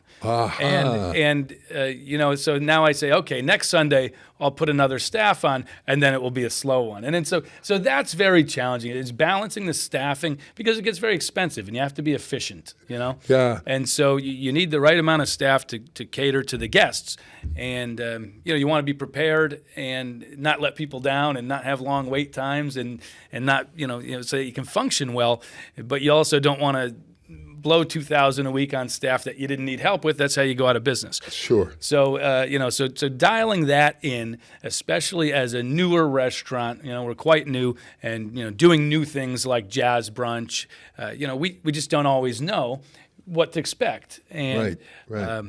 And as folks who go to my Instagram, that Bob at Instagram.com, I often post my being down there for the jazz brunch. And I do it for a lot of reasons, because I think that we need to know, you're not the only restaurant in our town, and you are a real community person for a lot of ways, because you support those other restaurants like the Tavern, like the Maple Leaf, like the Chinese restaurants across the street, Two Rivers Burrito, Two Rivers Burrito, Emma's Gourmet, right? Or the Cafe Zerno and the Pierogi Cafe and the Good Table. They're all there. Bonte, and we have some wonderful Santiago's. Oh my God, Emma's. Listen to this. Ray Ray's. Yep. Oh, Holy Mother. You can really find a different kind of restaurant, and when it comes to, so I do this reel to sort of say, hey, there is something happening. And if you're looking for a Sunday afternoon, something to do after church, or maybe before a football game, or before whatever, come down and enjoy live music, live stuff. Yeah. And for the most part, largely, local artists. Often, we have Ed Orgill from Westfield State University. Right. He's usually on our board, Westfield and Weekends board. Yeah. He's usually up there once a month. It's 3 months old, but sure. We've got fellow Keith Kerbo, who works at Hampshire Regional, who plays somewhere around once a month. Mark Morris is out of Springfield. Sure. So we keep it alternating. Dave Brunell's out of Long Meadow. Dave Brunell's great. Yeah. So we've got a nice kind of alternating mix of people come in. It keeps it a little different every time. Oh, man, yeah. But oftentimes, that idea of being able to cater to all whims, that's the difficulty, That's too. impossible. How? You can't? You can't. You can't. Right. I mean, I could serve the same dish of food in the same night, exactly the same way, and one person will tell me it's under seasoned, and someone else will tell me it's too salty. Right? What do you do when somebody says that kind of stuff? You appreciate the feedback, which I always do, right? Because we're trying to find this balance that you're talking about, right? Sure. And it's only going to be a balance. You're never going to appease everybody, but in finding that balance, what did you get the most feedback of, in which direction, right? And you welcome feedback. I mean, people are you the kind of folk? I'm asking. This is a rhetorical question, folks, for you out there. Think of: are you the kind of person that would sit back and say, "Oh, I'm fine with this, even though it's a little undercooked, or it's not warm, or it's not hot, or it is." Well, that could simply be a mistake on our end too. Well, but I think that folks sometimes, when the waitress comes over and gives you your rating, how's everything, folks? And you give them your rating. Oh, it's fine, delicious, thank you. So well, look, you have people's preferences. We have what we should be doing consistently. Yeah. And we're quite good at that. But we, of course, like any place, miss occasionally. But what's your biggest miss? Can you think of something that you won't do again, or you thought was going to be popular? I wouldn't say I wouldn't do it again, but I thought it was going to be excellent. This was before I was there, right. But we tried doing a thing called Paella Tuesdays. Oh. And I love paella, and I thought everybody else loves paella, and it's not easy to find around here. And we did a nice deal. It was like $40 for a pretty good sized paella for two. Really, you could have fed three with it. Yeah. And it was on Tuesdays, and we're trying to get people out, during the week slower. And nobody really came out for it. And I think we only ran it for about 2 months before we canned it. Yeah. But that was one that comes to mind. I'm going, man, why didn't that work? And it's really strange, because I think that, maybe because people first don't know paella. Don't know what paella is. Yeah, paella or whatever. And also maybe they also think, small dishes, for instance. Oh, I don't know. No, I don't know. And you want that standard. Oh, if you had a bar menu, okay. Oh, well, and also, are folks coming to your place for the camaraderie at the bar, and not necessarily as a restaurant? I mean, is there that's a place we've been focusing on building, because I think we should have more business there, and it has been building. It's growing, but initially, no. And so I've made some focus on that in the last few months. One of the things is we do a thing called tappy hour. So tappy hour, 4 to 6. Happy hours are illegal by mass liquor laws. Oh, no! Wait a minute. Yeah. They are. They are. Yeah, you can't. I believe I'm probably right, but roundabout. If you offer a drink for a price, right, in Massachusetts, right, it has to be the same price for 30 days thereafter. So you can't say, "Hey, come get a $2 beer from 4 to 6," because then the beer has to be $2 for the next 30 days, including that night later on, or just for 30 days. Oh, right. Gosh. So that's roughly how the law works, and it's why you don't see happy hours in Massachusetts. Right. So, anyways, we do tappy hour, which is some discounted appetizers at the bar only during from 4 to 6, and we're trying to encourage people get out of work, come over, have a drink. Have a deal on an appetizer. Appetizer. Exactly. Yeah. And I also did just recently convince Chef Patrice to give me some buffalo sauce on our chicken wings, because we have phenomenal chicken wings, and I don't want to do buffalo sauce. Everybody does buffalo sauce. And I said, Chef, everybody does buffalo sauce because so many people love buffalo sauce. So, after about 3 months of back and forth, I've got that. And I think that's a good bar builder. People come and have a beer and some wings and watch a game. And you've added entrees to your menu as well. A few, yeah. Just for the people who couldn't wrap their heads around tapas, we said, all right, we'll put several entrees on the menu. We're still tapas at heart, but And we've had some people come and say, "Oh, now my husband will come, or now my friend will come with me because they can get an entree." Yeah, yeah. So it's helpful. Though we've kind of always had, almost always, a entree special available off menu. We've now got a chicken, steak, and fish option as an entree on the menu. Gotcha. What if you're a vegetarian and you are looking for something to eat? Is there? The nice thing about tapas is that it's less ingredients per plate, so it's easier for us to do vegetarian stuff and also gluten-free. We have a ton of gluten-free options, which has become very popular. Right. We hear more now. Far more now people looking for gluten-free than vegetarian. Oh. Yeah. Oh, interesting. Interesting. I wouldn't know that. I love being gluten-free, and I always follow when it says gluten-free, I'm ready to buy it. Yeah.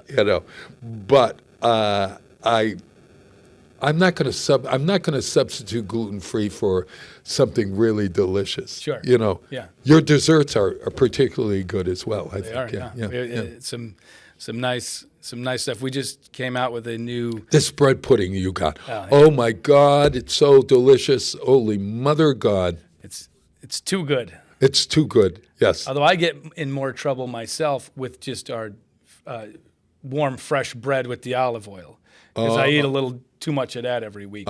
Yes. Yeah. You were going to say something about some dessert that you were just adding.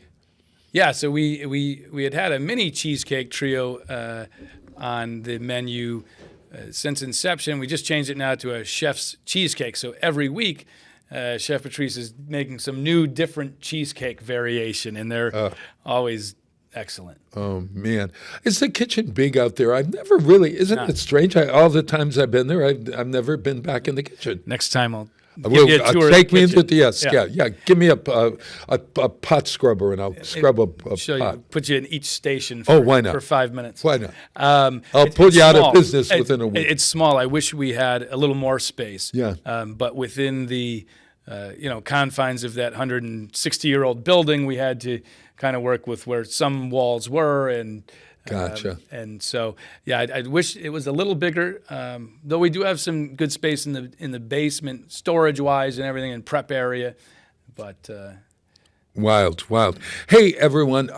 Speaking of jazz, I think we ought to play. Let's play Count Basie. Peter, this is Jingle Bells by Count Basie. Have you started playing Christmas? Are you decorated for Christmas yet? I ordered decorations last night. Oh, okay. So. Oh, good. Yeah. So that you're not jumping right at, I love that you waited closer to Christmas. I didn't wait on purpose. You didn't wait. Didn't think of it in time. All right, there we go. Peter, this is Count Basie's version of Jingle Bells. It's a really great one.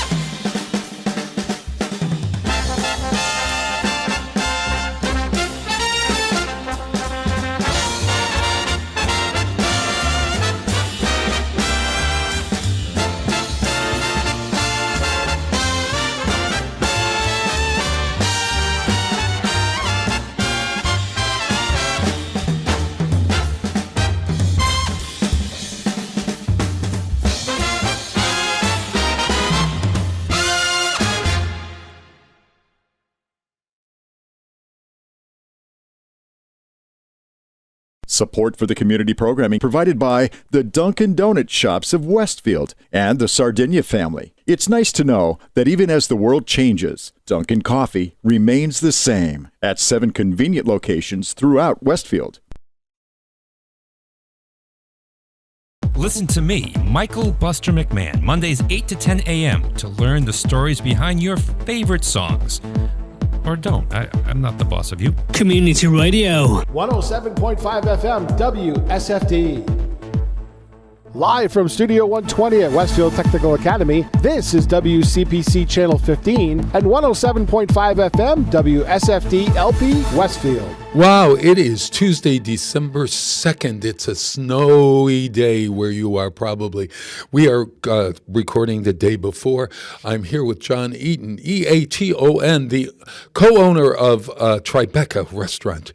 Let me get it right. Tribeca Gastro Bar and Grill. You got it. Yeah, and we've had a great time talking about putting a restaurant together and having it be a lot of fun. Well, how does WOW fit into all this? December Fest is happening in Westfield right now, and we have a Winter Wonderland exhibit that is really wonderful of wonderful watercolor artists from all over the region have celebrated the song Winter Wonderland and Sleigh Ride, and so you'll see all those. And we created a Winter Wonderland right down the street from you at the WOW Center, 105 Elm Street. We also have on this Friday night, and folks, this is a good opportunity for you to mark your calendars, because this Friday night we have a children's ball that happens. It's a ball with the princesses. One is Ella and one is Tiana.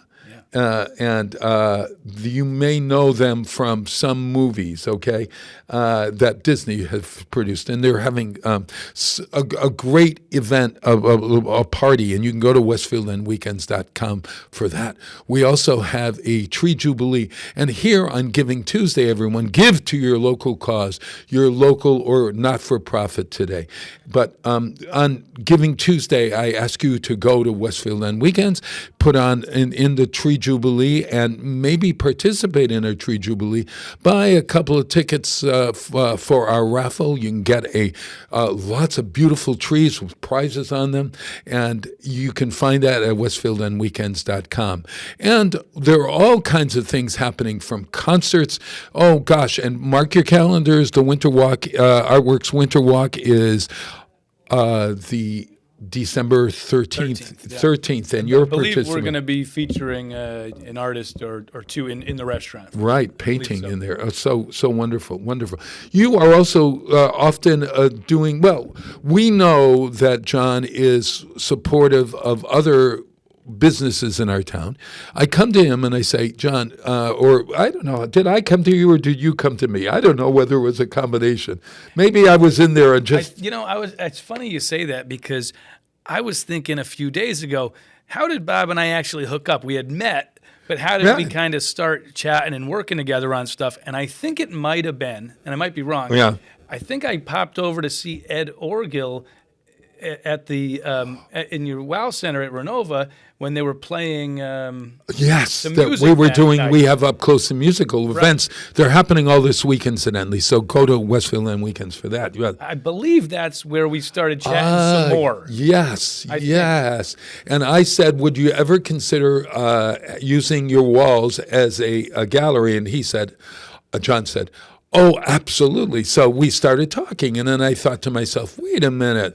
We have two wonderful exhibits that are down in our basement, and we looked for places to distribute them. But one is the Faces of Westfield, and the other one was called Essence of Aging, which had portraits by Billy Hughes, both of them. And one is about the different countries that are represented by businesses in our town, and the other one is about senior citizens. So lo and behold, we work, and now they are on the walls, and out of that has sprung this association.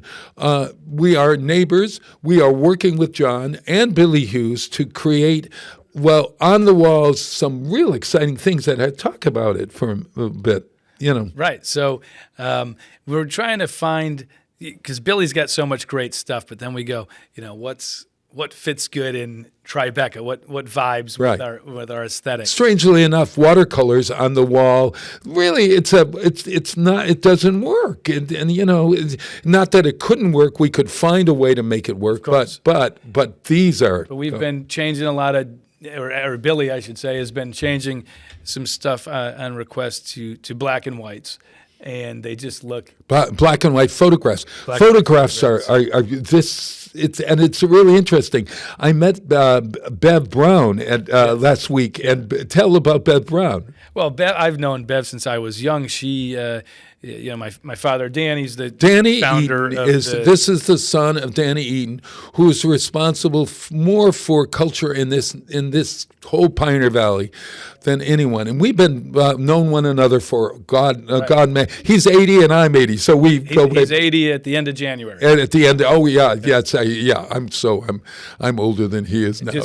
We said now Westfield's Bob Plass Day, which was inaugurated, or what's the right word, at Tribeca on your birthday. On my birthday, the mayor surprised me with it. Yeah. So Danny Eaton we'll get him on the show because we now reconnected through John. I'm so happy. I love this. But at any rate, so Bev Brown is there the other day. Yeah, Bev was there the other day, and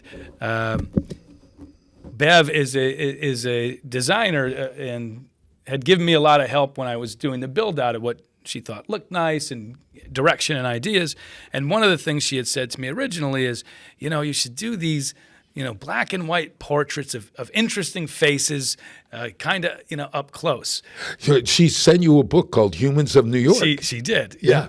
And now Bev was just in eating, and I said, oh, you got to meet Bev. And then as we were working on this exhibit with Billy's photographs, I said, Bev, remember when we started this, you suggested this, and I told you about it, and she loved it, and just. She couldn't have been more complimentary about this exhibit, saying it belongs here. It really belongs here. And these giant, I call them giant, but they're not. They're big portraits of well-known Westfield or not so well-known Westfield people. Right.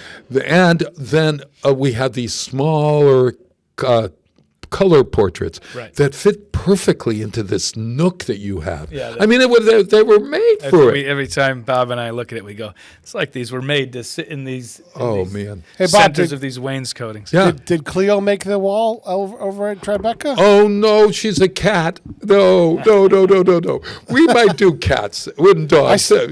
No. Bob asked me to submit my beloved pet. Well, actually, my wife's cat. And it was such a great shot. Apparently, it won the competition. Hey, it won the top award. I've still got his prizes that I'm still delivering. And yet I see him every week. I know. God help me. This is almost as bad as going to your house. That's true. All right. So the Faces of Westfield is now going to be up on the walls of Tribeca. Right.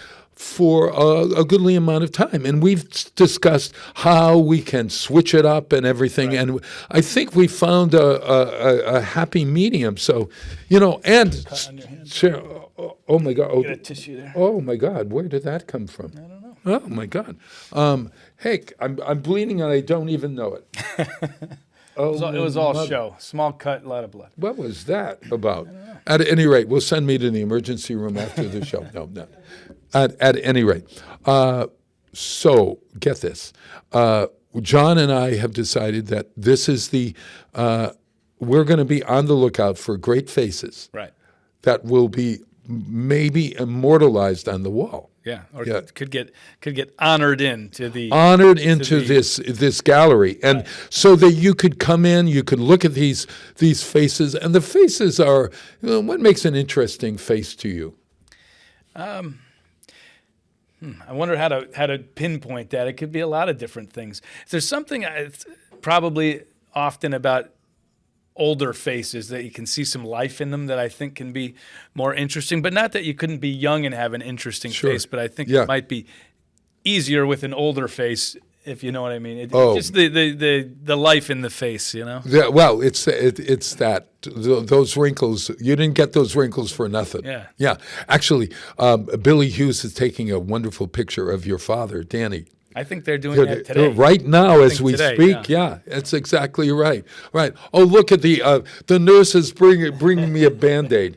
Does this happen to old folks all the time that you just break out and Your skin gets thinner, right? Your skin is thinner, yeah. My skin is thin in one way, and in another way, I have to sort of take the abuse of the slings and arrows of outrageous fortune, as Shakespeare used to say. Hey, Bob, it happens to all of us when your skin dries out. It's that time of year. It's that time of year. Oh, is that right? Oh, I had no idea. You don't get this in Johnny Carson, do you? Where the whole, well, maybe you do. I don't know. And then Johnny Carson isn't even on any longer. I've had it happen to me on my knuckles. When it gets really dry, my skin gets dry. Oh, is that right? Absolutely, yeah. Wild. It happens to a lot of people. So, listen, everyone, you got to come into to Tribeca and see this wonderful exhibit and continue to come in and watch and look for it. But I was going to say that many of the pictures that we have up on the wall are representative of the restaurants. So, yeah. Right. And we have the family that owns Cafe Zerno, Mark and Alicia Saichev. And we have, I think there are pictures of the Pierogi Cafe folks. Yep. And Santiago's.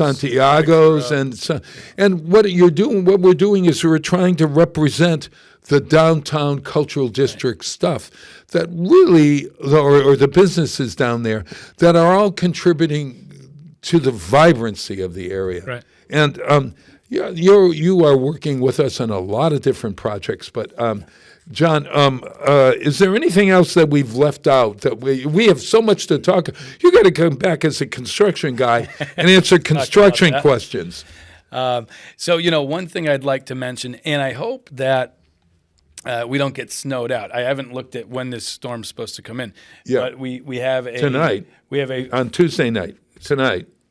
Tonight, as in they're watching tonight. Right? Yes. So we have a fundraiser planned for the Westfield Museum. Yes. And it's Tuesday night. And it's tonight, so everyone. Yes. Tonight, right. Yeah. And I don't know that we had a snow day planned, so I'll have to speak with Carol. Carol Martin is having, you go in and you order something on the menu, and a portion of that goes to... goes to the museum. So we're going to be doing, there's a reception at Trinian Jewelers. Right next door, beautiful place. Oh, you got to go in there and see Matt. Yeah, oh my gosh. Matt's great. And so they're doing a reception in there. You can get a raffle ticket for a basket Carol's put together. Right. We're going to be doing a 50-50 raffle to help raise some more money for them. And then whether you come as, part of the museum or not, we're going to give 10% of our total sales for the night to the museum as well. Yeah.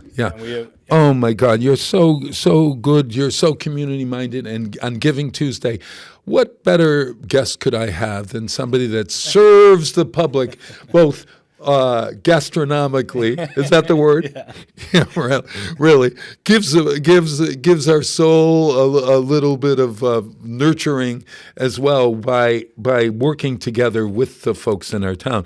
And we also should mention that above you is the main, what is that? Elm? Memories on Elm. Memories on Elm. And that is not your business, but you work with the folks It's there. a good personal friend of mine, but we're separate businesses, and that's a banquet hall that's available for rent. Very beautiful space, nice view, and available for rent. There is a bar. She has her own liquor license, so there's a bar up there, and we can offer catering. She has other options for catering. You can bring your own food. But just a nice function hall.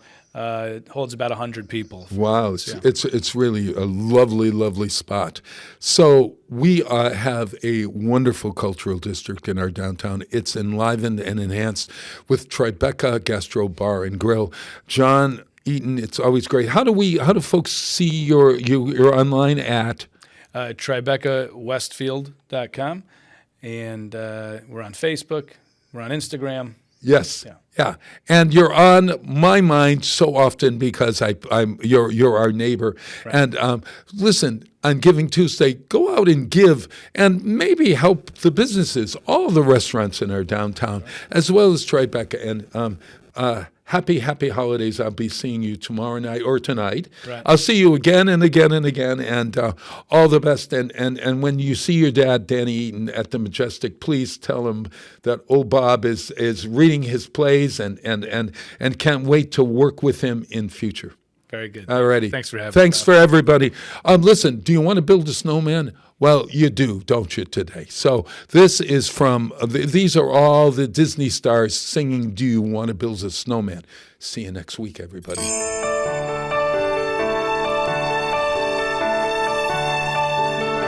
Do you wanna build a snowman? Come on, let's go and play. I never see you anymore. Come out the door, it's like you've gone away. We used to be best buddies, and now we're not. I wish you would tell me why. Do you wanna build a snowman? It doesn't have to be a snowman. Okay, bye.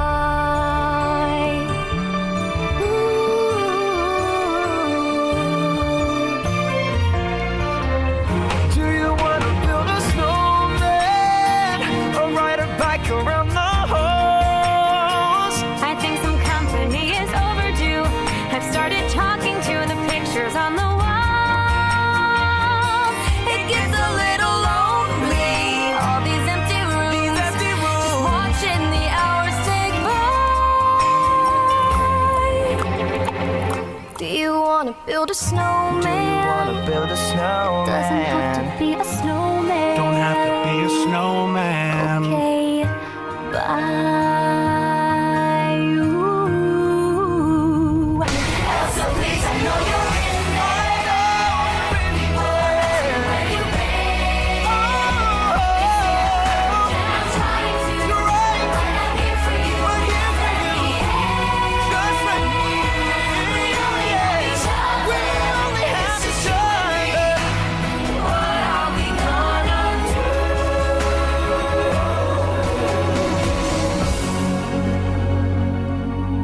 Do you wanna build a snowman? Do you wanna build a snowman? It doesn't have to be a snowman. Okay.